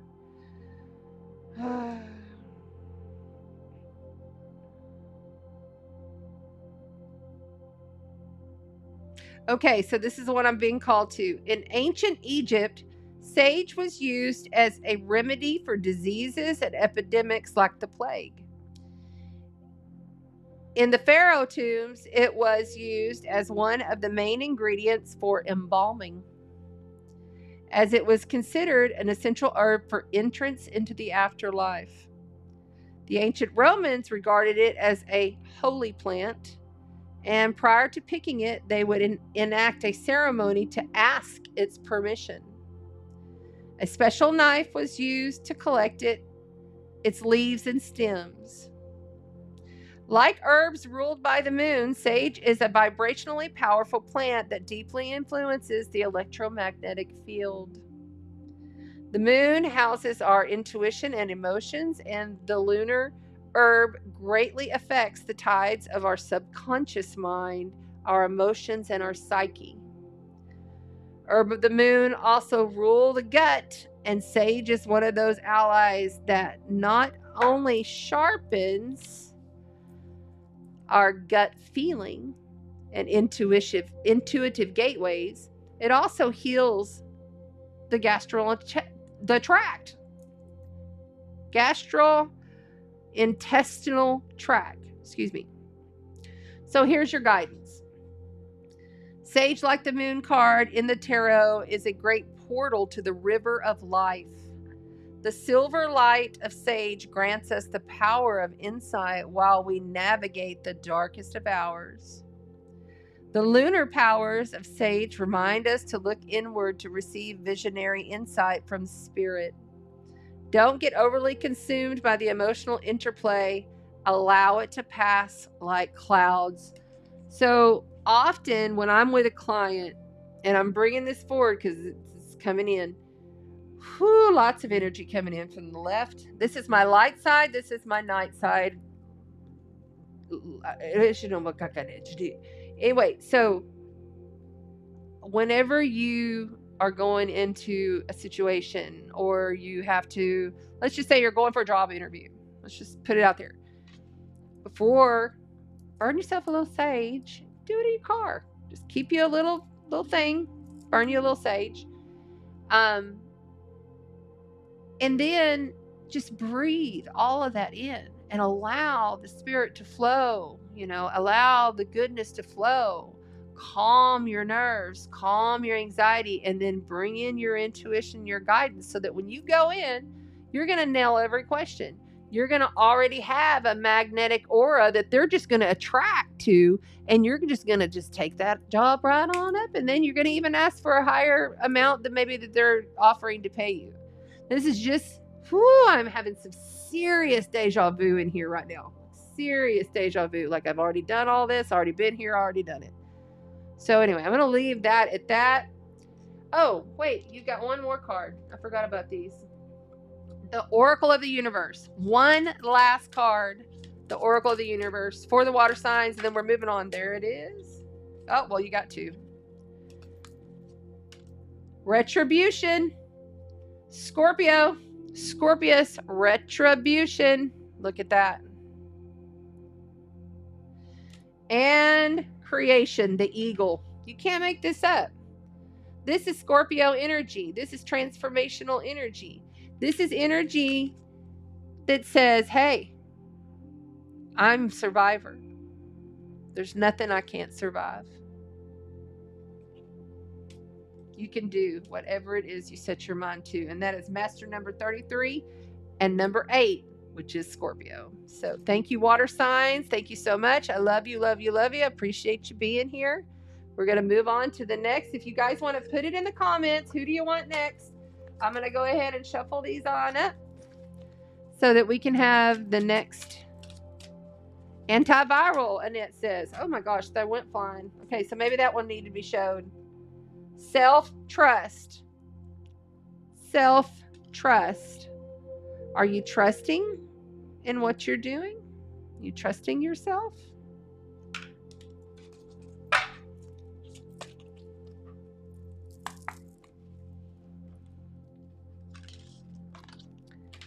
At one point in time, you were very much holding on to this whole situation. Now you're letting go and you're allowing yourself the victory. Just remember, if there is a Capricorn, Taurus, or Virgo that's coming in from outside or is approaching you with this or that, you need to handle it with initiation. You take the initiative. Don't let them walk all over you. Okay? Oh, she's a lot.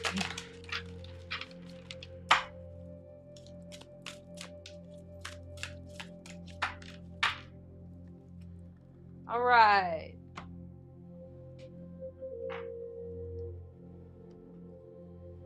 I'll put that on there too.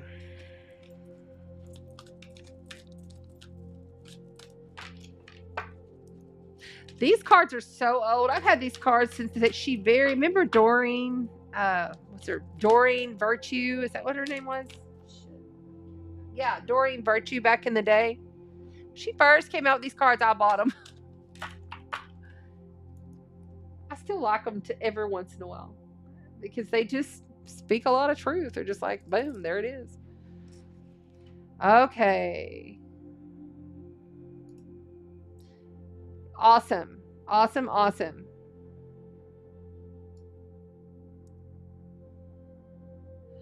All right. So who are we doing? Air. Thank you. We're doing air signs next. Perfect. Stepping into air signs. Awesome. Okay. I'm going to scoot my chair back and readjust my pillow. Oh, I'm trying to heal my back so much. Really don't appreciate getting old.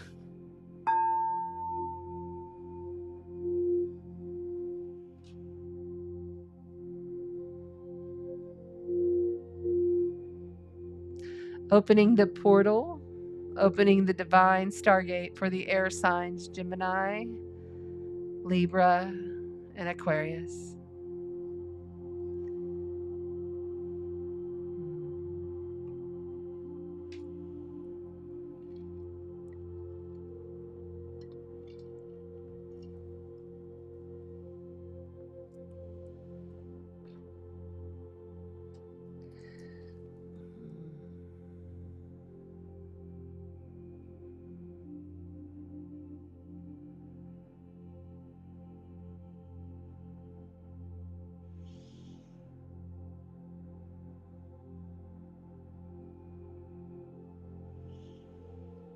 We feel like there's some remembrance codes, like there's something that you need to remember, and that's what we're activating.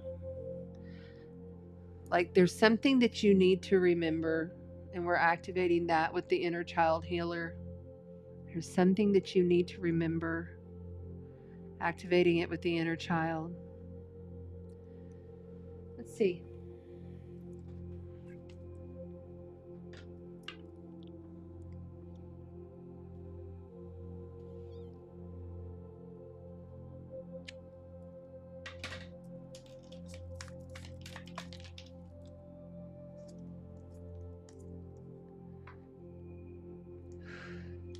Air signs.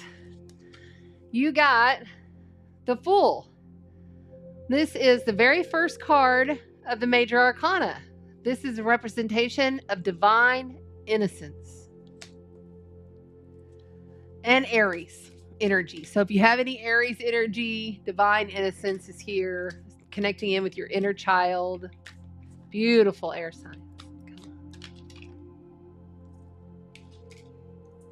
I'm holding them upside down. Okay. Followed by the Two of Swords. A serious decision needing to be made, needing to be seen. Don't turn your back on it. You're not going to be blind to this situation. Your challenge is to allow, just like these crows are showing these lines, let those crows take those away. Let them fly. Let them go.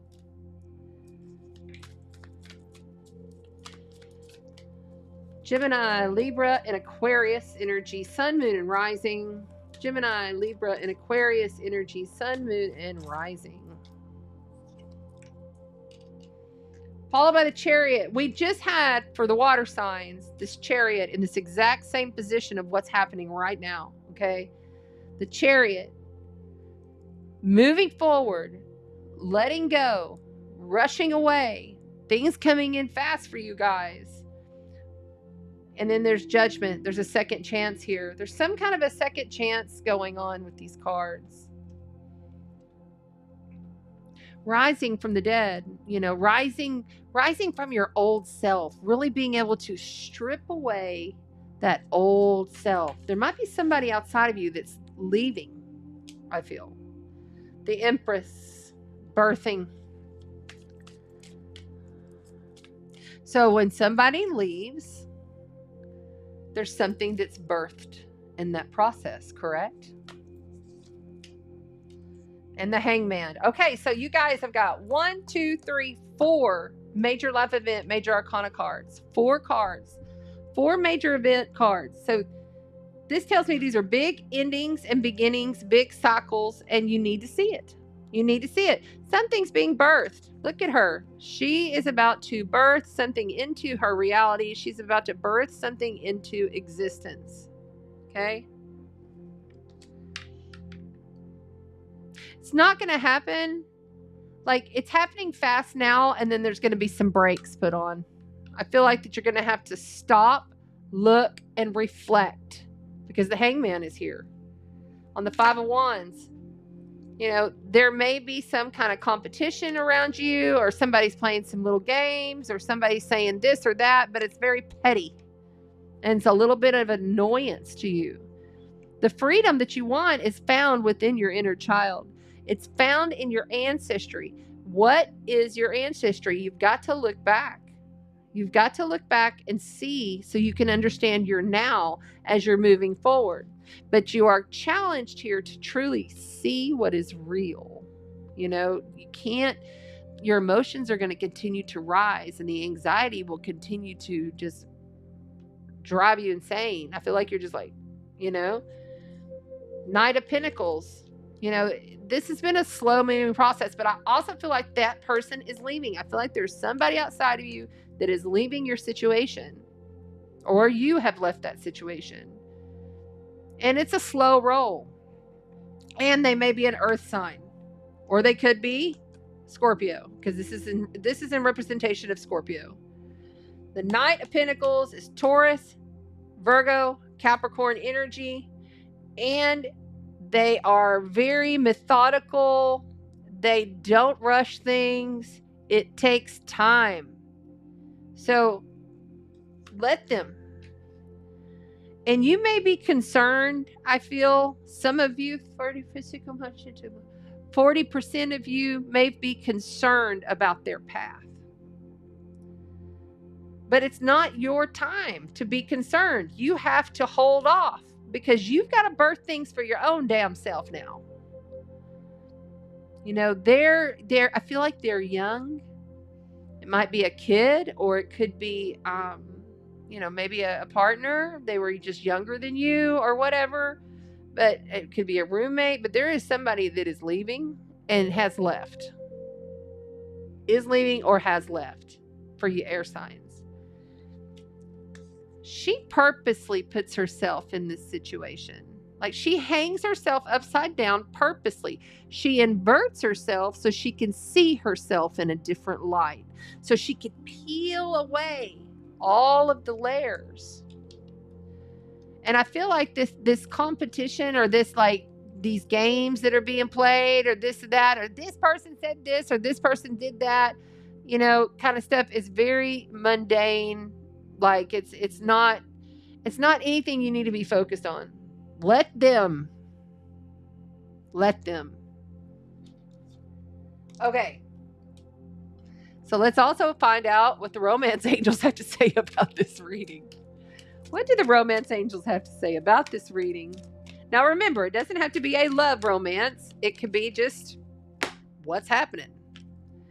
So you got the playfulness and make the effort.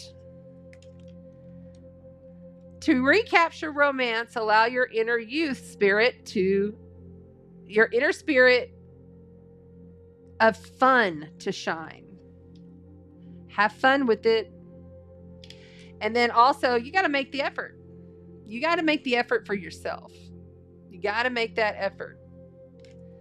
Great love is worth taking the steps that you're guided to take. If you love someone, you've got to let them go. You've got to let the birds take this blindfold off of your face, right? You got to let what's there to be seen for yourself. Yes.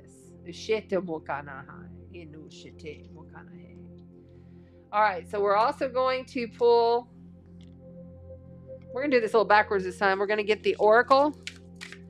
What does the universal oracle have to say? What does the universe want to say? I'm getting a lot of head pressure coming in from my light side.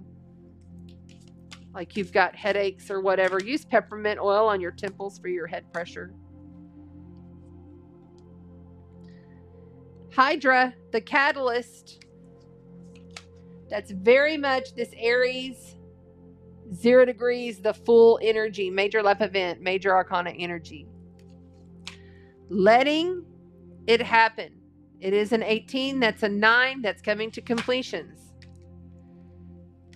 And you got Hercules, the strength, and that is a 31. So knowing that shocking moments may come through, there may be a catalyst of some sort. There may be something that makes you have to continue on your own path and not worry so much about their path. Okay?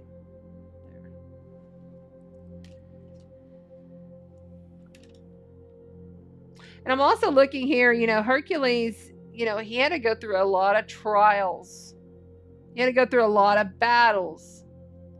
And he had to find that inner strength within himself in order for the Hydra of the skin. See, like being able to peel your layers of skin, releasing children, releasing relationships, releasing work situations, releasing family members, release. Let the transformation happen. Okay, let's see what herb is good for you for this week. Air signs. Gemini, Libra, Aquarius, air signs. Gemini, Libra, and Aquarius, air signs.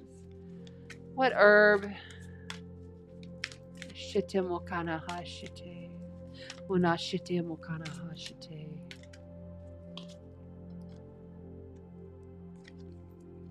Echinacea. Ooh, it's about your destiny. It's about your destiny. What is the path that you are on? Echinacea. Echinacea is a great herb. All right, let's see. What does it say? Number 30. So that's a 3. And then you have a 3 here with the Empress birthing. 3s are always about, I'm about to birth something into existence. Am I ready? I'm in a transitional phase during Virgo season. I'm making sure to take care of all of the practical matters of the day-to-day reality because I'm about to be birthing something in relationship in Libra. Okay. Last season of Leo, we were really expanding upon the heart, which meant we were hurt in many ways. Our heart was really tender. We were constantly looking to try to find that joy and that release of that heart expansion. But then whenever we went looking for it, it would show up in a hurtful way. So it's important just to be in it, like just to be with it, right? Easier said than done though, right? Air signs. Okay.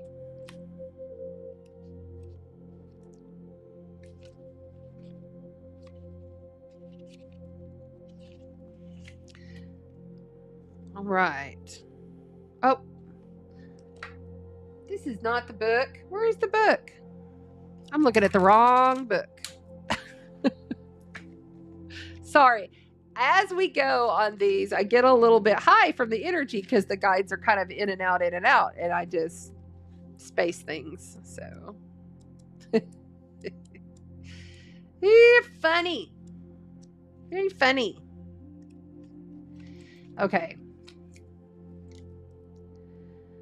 The Wheel of Change, life cycles, destiny, a bigger vision, fortune and fate, karma, clinging to control, unwelcome changes, cycles of suffering, a change is due. This is in reference to Pluto and Jupiter. Okay. In a sweat lodge ceremonies, the roots were chewed to assist in purification and adaptation to ease pain. The plant was strewn across hot coals to add to the steam and was said to help participants withstand the heat. Remember when you would walk across do you remember that? I literally remember doing this in some tribe. I remember walking across those coals. I've had dreams and I've had visions of this. This is crazy. A Mana Native American tribe would coat their hands in it and echinacea root so that they could take hot food out of the boiling pots without being burned by the heat. So the roots would act as hot pads. To this day, echinacea is used prominently worldwide and proven effective in fighting off infection and combating colds, flu, upper respiratory, and infections. It tackles the liver, the blood, and it's the stimulation of the immune system, all of which falls under Jupiter's rulership. Jupiter herbs like echinacea have powerful ability to prevent the damaging effects of stress on the organs, enabling deep protection in a multi-organ level.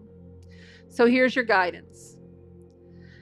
The snake eating its tail, Ouroboros, is the wheel of change, resembling the cycles of life and death. The sun and moon orbit and spin.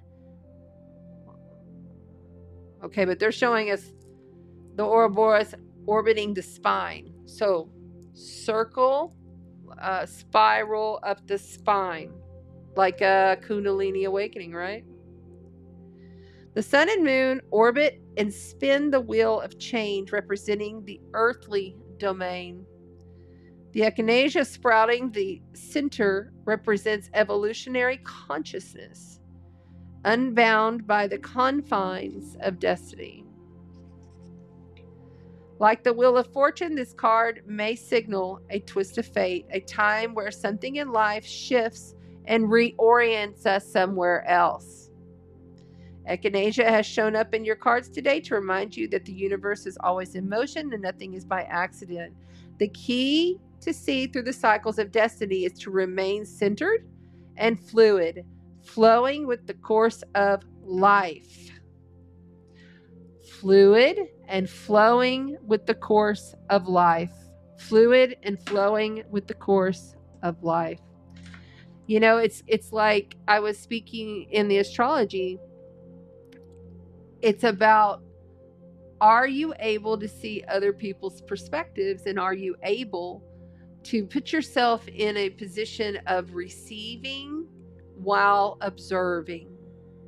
You know, can you receive and remember that you're in a transitional phase, even if that person is coming at you or speaking shit to you or you know, whatever it may be. You know, especially when you're in a relationship, so important to train yourself now for what's to come. We're in transition.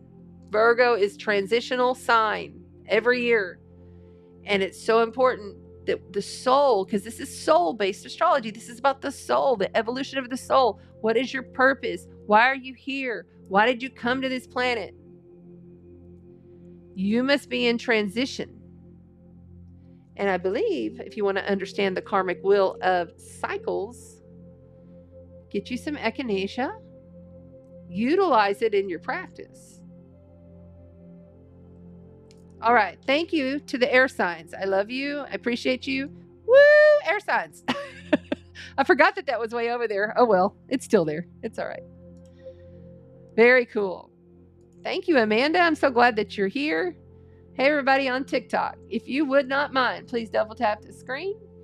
Pop on over to Chanda Sparkle's Astrology, and you can see all the cards over there. I didn't realize that this is, let me push this down a little bit because it's kind of showing all the ceiling. There we go. A little bit off on the camera today. Okay. There you go. Power within. Thank you. That's awesome. Echinacea is a healing herb. It also has the ability to stimulate and awaken your psychic consciousness, helping you to release emotions and unhealthy attachments. Right on. Thank you. Thank you for that. Perfect. Love those kind of comments.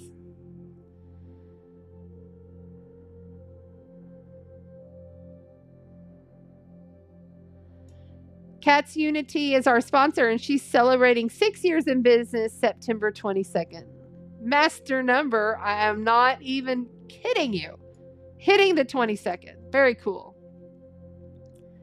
Okay, so we're on fire. That's what I was waiting for. We're walking into fire signs. So fire signs are coming up next. Aries, Leo, and Sagittarius. Aries, Leo, and Sagittarius. Fire signs. You guys are next. Let me just get these cards ready and cleared, and we'll move right along with the fire signs. Aries, Leo, and Sagittarius. Man, you know, so next year is a huge year, you know. So you have to think about it. Oh, I got that wrong card in there. Let's go over here. You have to think about, you know, when Saturn and Neptune move into Aries, they're on the world point. That's a very important 0 degrees point in astrology. It's when the zodiac begins. It's the new year. It's when the cycle begins. And they're going to be right there. And what are they going to be doing? They're going to be sextiling. Sextile is a positive aspect in astrology. They're going to be sextiling over to Uranus in Gemini and Pluto in Aquarius. Now this starts up next year, and it's going to last for like almost 2 years, like a year and a half, 2 years. This is going to be going on between these planets. So that says you must take action to receive. Next year is a you must take action to receive year. Yeah. You won't have a choice. You'll have to step into it. So start practicing doing that now while you're in transitional phase, but also giving yourself a break if you know, like, that if something comes up and you just can't, like, I just can't, like, I want to, but I just can't, that to give yourself a break because you are, remember, in a transitional phase right now. We all are. And it's okay. Just start again, doing it a different way, start a different direction. It's time to start doing that now that Mercury is direct, but be aware that we do have a shadow phase to go through. There is a shadow phase to still go through.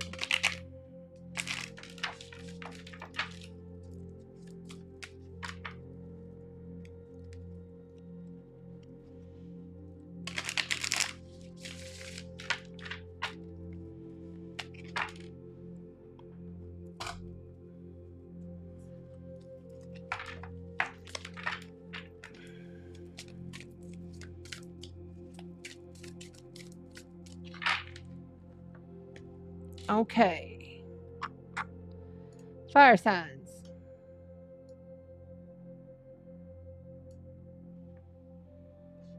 I forgot to move all that around because I was going to do it the other way, and then I just left it. I was just like, okay, whatever.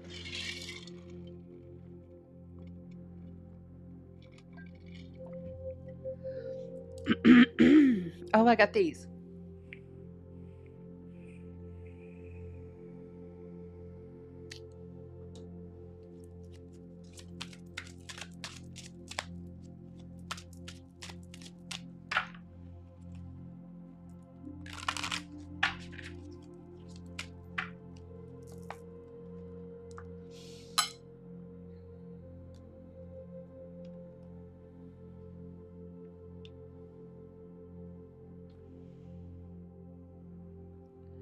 You know what they just told me? They said, you didn't ever do the runes.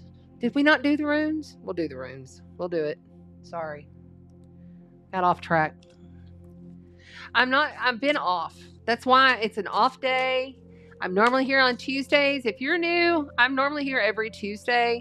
But yesterday was impossible for me to be here. Impossible. And I think that's coming forward. Okay, so I'm getting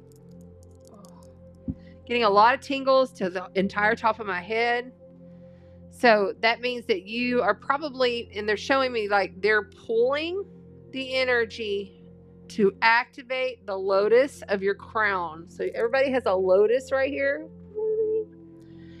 And your lotus is beginning to open for some of you, not all of you, fire signs.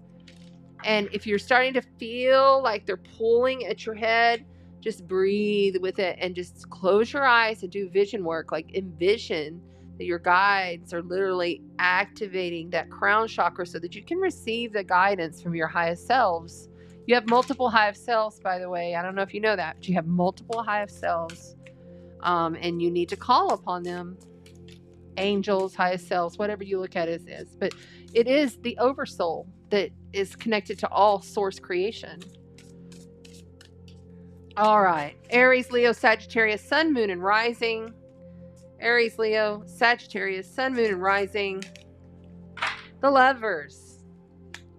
Ooh, you got the Lovers card right off the bat. Major life event, major arcana. The Lovers card here for the fire signs. Aries, Leo, Sagittarius. Aries, Leo, Sagittarius. So this is also about duality, and it's also about, you know, having to face the mirror within other people. You know, when we get into relationship, we have things that come up in that person that we may not agree with, that we may dislike. And often it is ourselves mirroring what's going on within ourselves in that person. It is about duality, the yin yang. And the Eight of Cups, walking away, leaving the situation. You are challenged to leave and turn your back on this situation. May very well be a breakup. And the Eight of Wands, very interesting. This is an interesting night. In everybody's presence so far, both the water signs and in the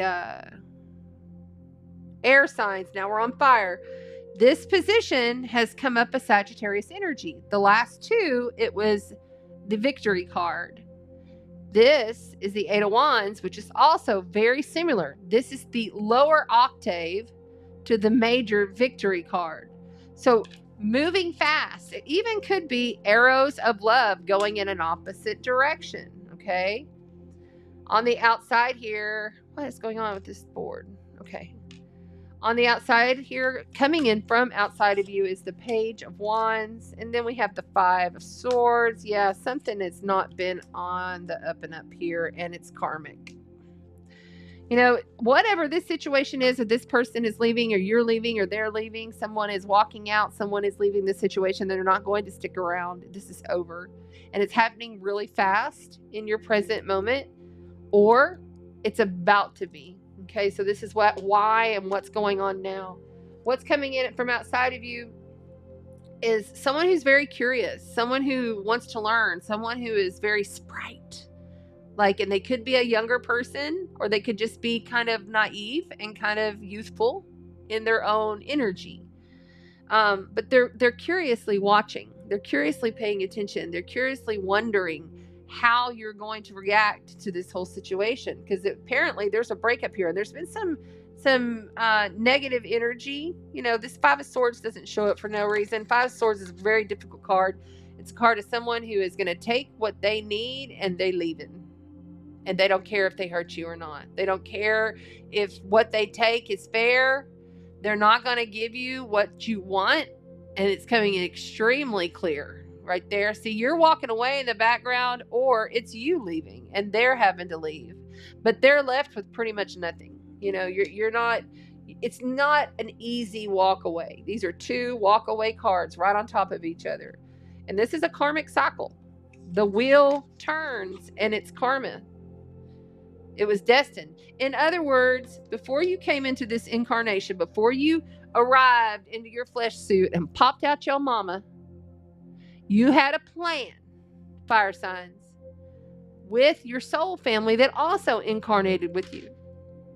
And you all decided, okay, I'm going to come in and I'm going to wreck your life after I loved you for 10 years. And I'm going to take what I want. And the others, okay, I'm going to be the one that gets wrecked. And then I have to rebuild myself. This is the evolution of the soul. This is what I teach. This is what we bring forward. It's all about the evolution of the soul and what is your soul's incarnational path. That's what you find out in a session with me. That's what you learn to expand upon. You learn. We facilitate. You learn. We facilitate. On the bottom, you have the magician. The magician only comes forward whenever it's time to start again. And you have to start again. There's no choice here. You know, the lovers and duality, you know, whatever happened, however it went down, whatever was said, it's done, and you've got to move forward. You just have to. You don't have a choice. But the magician shows up and says, okay, you know what?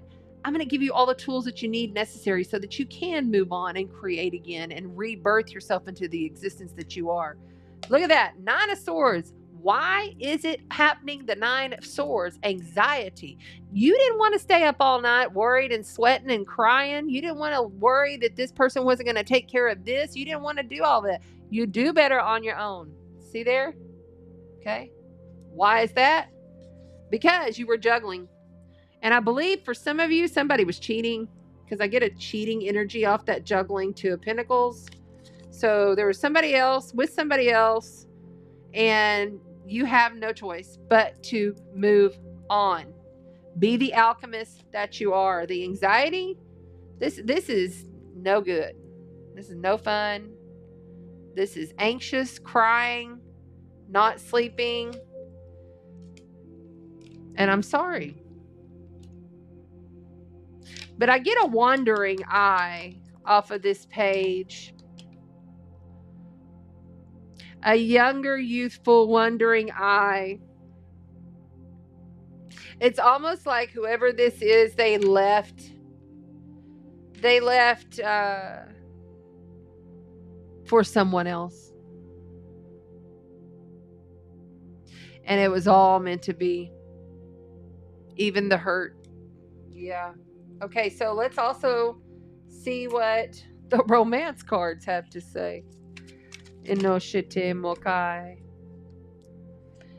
Playfulness again. To recapture romance, allow your inner youth and spirit to fun to shine. Playfulness. That's again this wands. It's like, where is the fun spirit in this? You know? You have to learn that even through our darkest moments, even through breakups, even through, you know, really harsh shit that people happen, you have to continue to find that playful inner child, you know, so that you can manage the hard stuff, right? Then you also have make the effort. If you want a life of love and balance and joy and gratefulness, you have to create the fun and the joy even through the sorrows. You have to also really understand you cannot have attachment to things. Great love is worth taking the steps you're guided to take. And if you're not getting great love with somebody, then you need to move on. Then they need to move on. Then this needs to be done, you know? Ain't nobody want to stick around for somebody like that. Kind of annoyed. What? Okay, so my guides just said, cut off their... Oh, I can't say that. I can't say it. I cannot say it. Oh, you got Hercules again. Strength. Constellation of Hercules. Wow.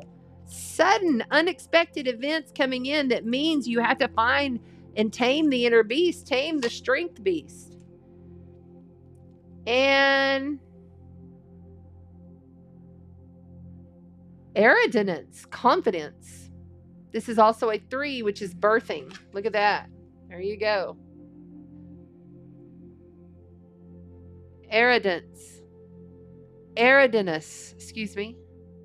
Birthing. You know, that's literally rising from the ashes, being able to, you know, be like the phoenix. You know, you burn your own self out on purpose in order to be the phoenix and rise again. Please double tap the screen if you're in TikTok. Thank you. Okay, so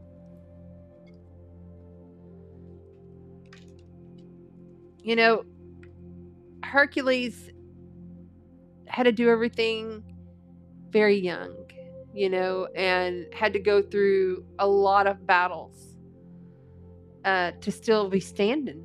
You know, I mean, just look at him there. You know, it's not something that's an easy task that you're doing, but making the effort to continue to connect in with your inner child, making the effort to continue to do your visionary work.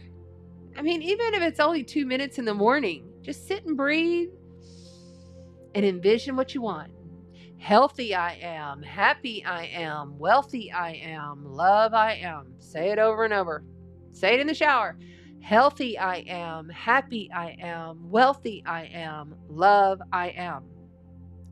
You have to condense. So if you're rising from the ashes, like the phoenix rising from the ashes, right? If you're the phoenix rising from the ashes, you have to convince your cells in your body that are listening. Healthy I am.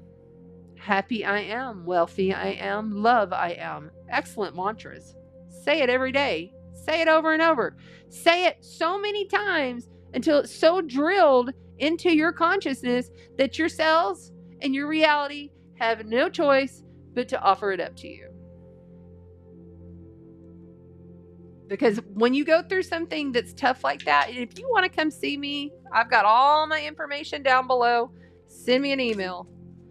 Because I feel like some of you need some real guidance. Like, and I can look at your chart and give you real guidance. If you're moving away somewhere, I can look at your astrocartography and tell you what places that you could move to that would be really great for you. Or maybe this is the reason, you know, like, so if somebody's sitting there living on their Pluto line, that's going to be tough. Because you're just going to continue to have transformation after transformation after transformation. You might as well just have been born a triple Scorpio. You know what I'm saying? Rosemary.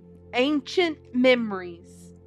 I love me some rosemary. I love me some rosemary. I love to use rosemary with...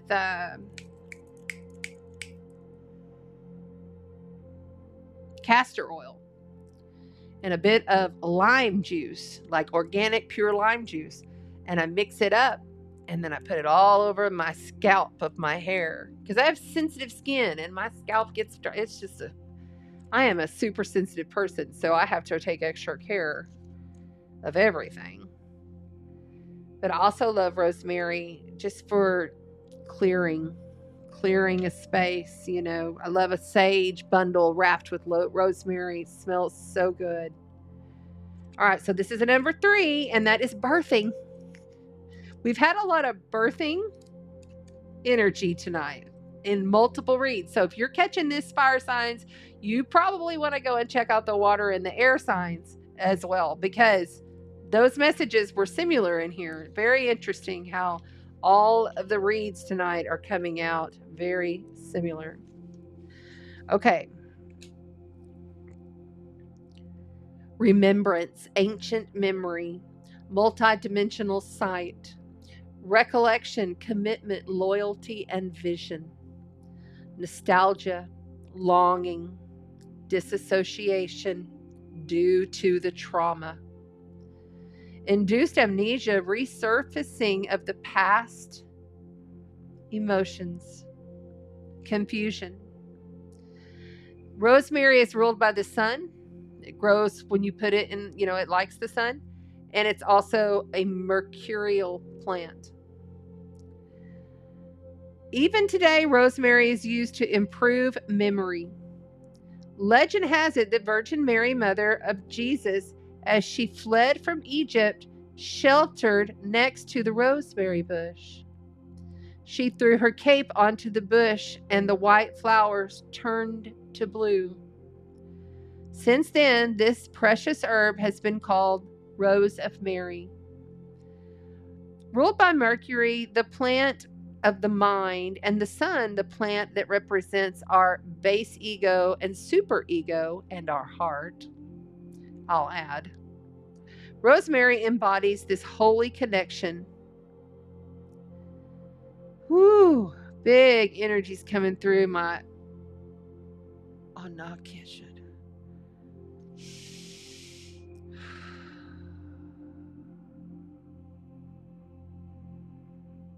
You are going to be held tonight. You're going to be held tonight. We want you to go to sleep. When you lay your head on your pillow, we want you to be with a clean pillowcase. I want you to have a clean body. You're going to be held like the baby Jesus as Mother Mary steps through, and Magdalene as well. Call upon them, Mother Mary and Mother Magdalene. Let that divine love of creation through innocence and infancy hold you. Do your vision work as you do so. Get some rosemary oil or some rosemary plant or whatever. Put it on your nightstand in a glass of water. Every night when you come to the glass of water that has the rosemary, I want you to put a little pinch of salt in there until it all dissolves. And then as you go through your nights, every night, doing your vision work, just a couple minutes before bed, just being held. Envision yourself being held. Watch yourself be able to transform throughout your day because you do this couple of minutes work in the evening before sleep. Ooh, lots of tingles on our nose. Maybe some money is coming your way. I don't even know where we are at. The card signifies past feelings and emotions resurfacing from deep within you. You may find yourself remembering and accessing ancestral memory resides within your DNA. Rosemary assists us in the healing through multidimensional sight, reminding us to use the power of vision to see beyond the constructs of everyday life. Don't disassociate or get consumed by the veil that broadcasts emotional imbalance. Call upon Rosemary as a guiding light to see beyond the veil of confusion and stay committed to the vision that moves you. It says it right there. We love you. Thank you, thank you, thank you. Fire signs, Aries, Leo, and Sagittarius. We love you. Very good, very good. Power within. Rosemary herb embodies purification, protection, remembrance, spiritual self-discovery. Rosemary can help you connect to the divine. Thank you. Thank you for adding that. That's so cool that you know all that just right off the top of your head. Amazing.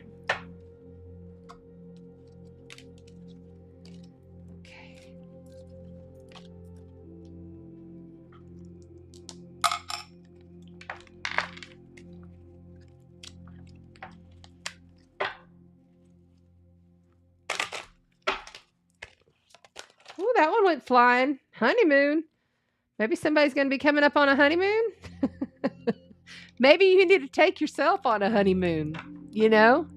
Maybe you need to go on a honeymoon yourself because you've got all the tools, fire signs. You got all the tools and it's coming in quick. It's coming in quick.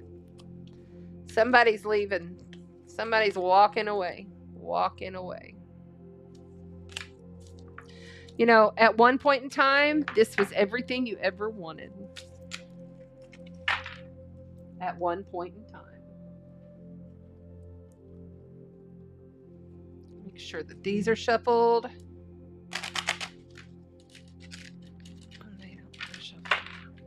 They don't want to shuffle.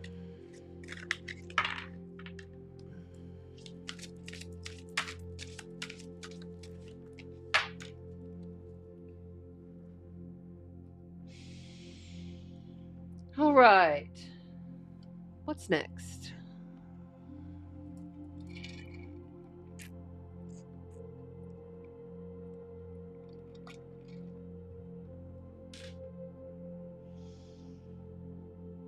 All right, Earth is next. Cat's Unity is in the house, and she is Earth energy. So let's do it. Nice. All right. Now, remember, for those of you that are watching live, you can minimize me in between reads and hit the like button. It sure does help with the algorithms. And those of you on TikTok can always pop over and see all the cards, all of the reading, the astrology, everything is on my YouTube channel. I have a multi-streaming service called Ecamm, and for some reason I cannot connect TikTok through my Ecamm, and it aggravates me, but it is what it is, so we just do it like this. All right. Earth energy. Ooh, we gonna be talking to the earth signs. What's up, earth signs? I'm gonna give you a little rattle, a little shake, rattle, and roll.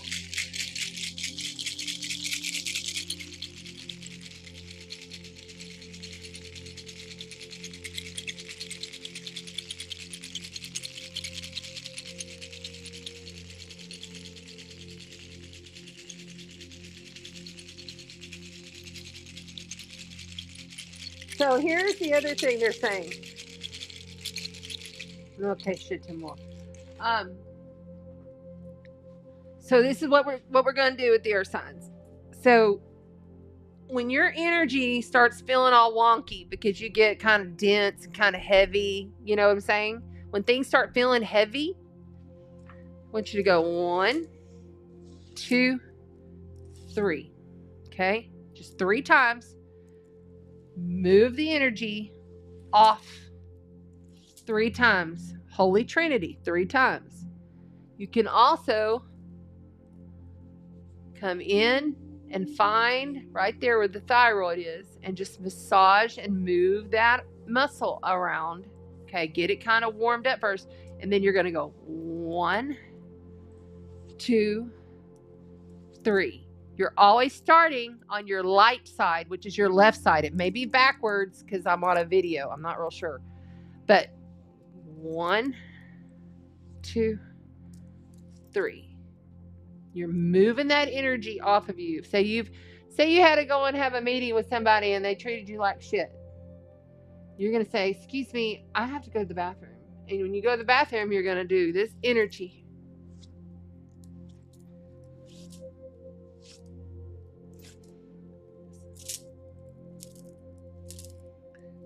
Work your energy field.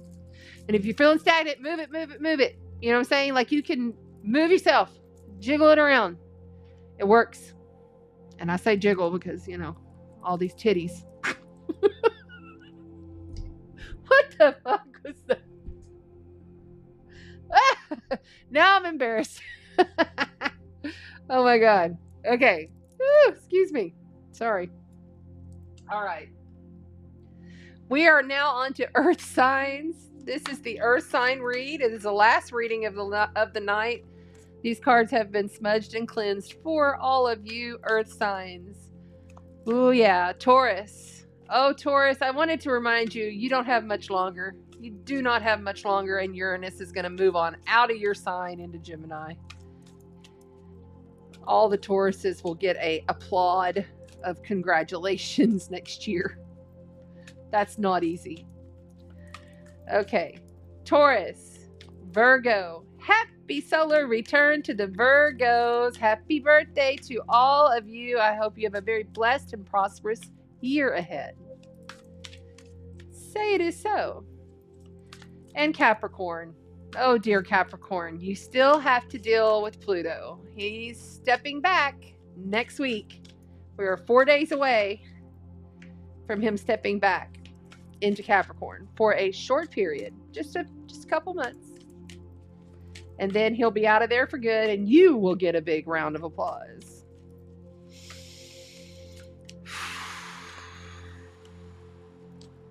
So, oh, I got one flipping.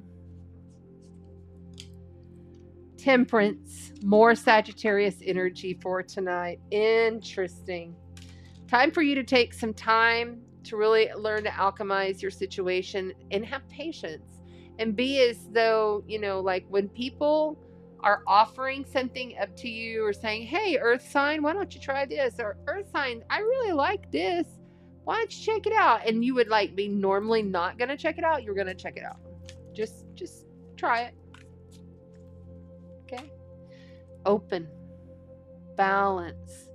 Balance the alchemies of earth and water. Stay in the realm of earth and ether. The 10 of Cups. Isn't that beautiful? Oh my goodness. In the challenge position here, you have got the 10 of Cups. The 10 of Cups card is all about wish fulfillment. It's having everything you could possibly ever want. Being fulfilled within your own self. Being fulfilled within your own life. Having the kids, the house, the job, the partner, everything, your family, you know, family members, whatever wish fulfillment is to you. Okay, whatever that is for you. Followed by the 6 of Pentacles. 4 of Wands. That's also come up a couple of times tonight. You know, outside of you, there's a big celebration. I feel like there's going to be a gathering of sorts. And the 8 of Pentacles is here, and that is diligent work. Oh, and you got a bonus. Okay. Wow, that's crazy. So the Fool came out as well as the Chariot. So you've got 1, 2, 3 major life event, major arcana cards on the board. You know, this is about give and take. This is about energy exchange, equal balance, give and take energy exchange, okay? I feel like for some of you, though, you're like, I'm staying diligent in my work. I'm staying diligent in my craft. I'm trying to learn this. You know, I'm trying to learn this. I'm trying to expand myself. But there's people around you, all they want to do is have fun. And you're having to balance your joy and fun because they just want to keep having fun, keep having fun. You're over here like, hey, y'all, I'm trying to study. I'm trying to focus. I'm trying to get my shit done. And really, honestly, all you want to do is get out of there, it looks like, because the Chariot is taking off. It's leaving away from the situation. And you're looking back while they're all having a great, big, grand time. But the Fool here says it's time to take the initiative for yourself to step into it. You know, really, that is a big message of tonight, is just to step into whatever it is that you want. This has nothing to do with the peer pressures that's coming from the other people around you that's having this big party. So for those of you on TikTok, see, this is how it fell. See? They're all over here wanting to party, have a good time, celebrate, everything's great, everything's wonderful, but you're over here trying to study and you're looking back going, you know, I really need to go and have some fun here, but I probably should stay dedicated to my craft at this time. And I think you are correct. But in order to have complete wish fulfillment, in order to really be able to balance, and in order to do that, it is about reciprocity. It's about give and take. This is the card of give and take.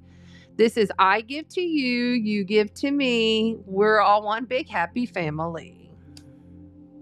And if it's not happening in that manner, it may be time to leave. Am I becoming a rapper tonight? Wow. So on the bottom of the deck here, you have the 9 of Cups. So this is a singularity card, another singularity card. This the 9 of Coins came out tonight, but now you got the 9 of Cups here, okay? So you got the 9 of Cups. You know, this is another wish fulfillment. So you got 2 very positive, emotional, fulfilling cards here. But are you feeling it? Are you feeling emotionally fulfilled? You know, this 9 of, she's the cook. She takes care of the household. It's Cancer energy. She makes sure that everybody is handled and cared for. But are you having fun? Because you've got to balance. Temperance is balance. 6 of Pentacles is balance. Even the Chariot has to balance dualities. The Chariot has to balance those horses without even having any reins. You see, he does it with his energy. That card pushes that card along, one black, one white horse through the cosmos, and he just stands up there and does it with his mind because he loves the adventure of it. He loves the, that idea that comes in and it gives you that spark. And you're like, oh, I really want to do that. You take that and you bottle that and move it forward. Because with the Fool and the Chariot, new beginnings, initiations are in motion. But you must be in balance because here's the Temperance, And when people piss you off, you're going to have to learn to just use your energy, pull out your wings, okay? You got to balance that fire and that moon. The real of life, the mundane 3 reality of life, it's a mind fuck sometimes. It really is. It's not always easy. Why is this? There's Libra, justice. Karmically justified. Seeing the mirror of the self. And the 4 of Pentacles is under that. It's because you're holding on so tight, right? Holding on too tight, working too hard, not allowing fun. But there's some really beautiful energy here. But I feel like there's too many people pulling you away from the focus that you're trying to do. So you're going to have to work that out on how you can balance it out. You're due for some fun. But don't let them distract you. Thank you. Don't let them distract you when you're trying to take care of your business. Because this is transitional month of business. Take care of your business. This is not the month of go and have fun and enjoy and all. That's coming. But this is really about taking care of your responsibilities and being on top of things before the disasters happen. If that's a big, everybody needs to do that. Okay. Let's see. Oh, we got the romance angels first. Let's do that one first. Let's see what the romance angels have to say. I think these cards are kind of silly sometimes, but sometimes they got some serious messages. So we'll just see what they say. Come on, romance angels. What do you want? What do you want, romance angels? Trust. The situation is calling for you to have faith. Call in your soulmate. Your prayers, affirmations, and visualizations help bring you together. Well, I've been speaking to visualizations all the time. And your soulmate, call in your highest guide. Call in your highest light. Call in your highest selves. Okay? And trust the situation. Faith. Saturn in Pisces is have complete trust and faith that you're bringing spirit into every matter. Neptune in Pisces says we must have faith. And we're being challenged left and right in the collective. You see it everywhere with religious faiths being challenged, religious dogma being challenged, going to war over religious stuff.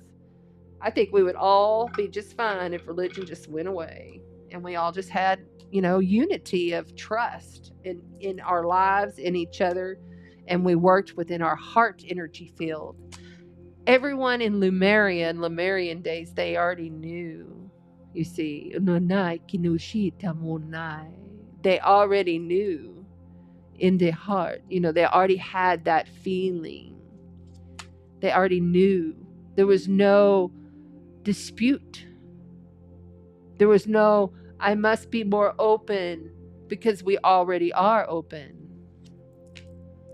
Fear, Cetus, You got fear. The Cetus, the whale, the big whale that was coming to get Persephone. And then you got Aquila. Wow, look at this. Okay, so I'll leave that one there. Well medicine energy.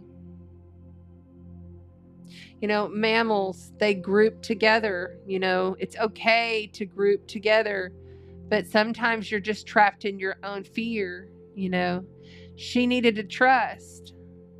Andromeda, not Persephone, excuse me. She needed to trust that Perseus was coming, that Perseus was sending the bird to help her, you know. The messages are coming through a lot of animals throughout this time. Virgo is a big, you know, they rule the animals. So you want to be sure that you're connecting in with these animals that are coming forward. You know, I feel like there's so much medicine to be taught, and our ancestors are speaking through these animals, and it's not going to be in like a normal animal that you would think. It's not just your dog or your cat. This is going to be through unique type of situations, outside of the box type of situations, and it might be just somebody else's cat, or it might be some hawk or something, a crow. You know, something comes through, and whatever message you're receiving through your lotus, because your crown is opening, it's beginning to open, right? Whatever message that you're receiving, trust it. Trust it. All right, so let's also pull from the herbals. What do the herbals have to say? What herbal astrology cards got to say for the earth signs? The grounded, stable, beautiful earth signs. Yep. Reishi. Nice. Retreat. See, and I do feel like it is time for some fun. I just don't want you to feel like you are missing out. You know, do your work before your fun. In other words, I feel like there's a stern thing coming down that says there's a lot of fun going on here that needs to be had, but there's a lot of people that are just kind of taking advantage, and they're doing the fun, and you're not getting any on the fun. So kind of open yourself up, even though you know that you got to take care of business. Balance the shit out a little better. I opened the book right to it. Must be meant to be. Okay. Retreat, recovery, meditation, hibernation, spiritual contemplation, replenishment of your spirit. Silence. Recovery. Time to pause. Over strenuous situations. Stress, deterioration, nearing your burnout. Jupiter and the Sun are the planets that rule this, by the way. Excuse me.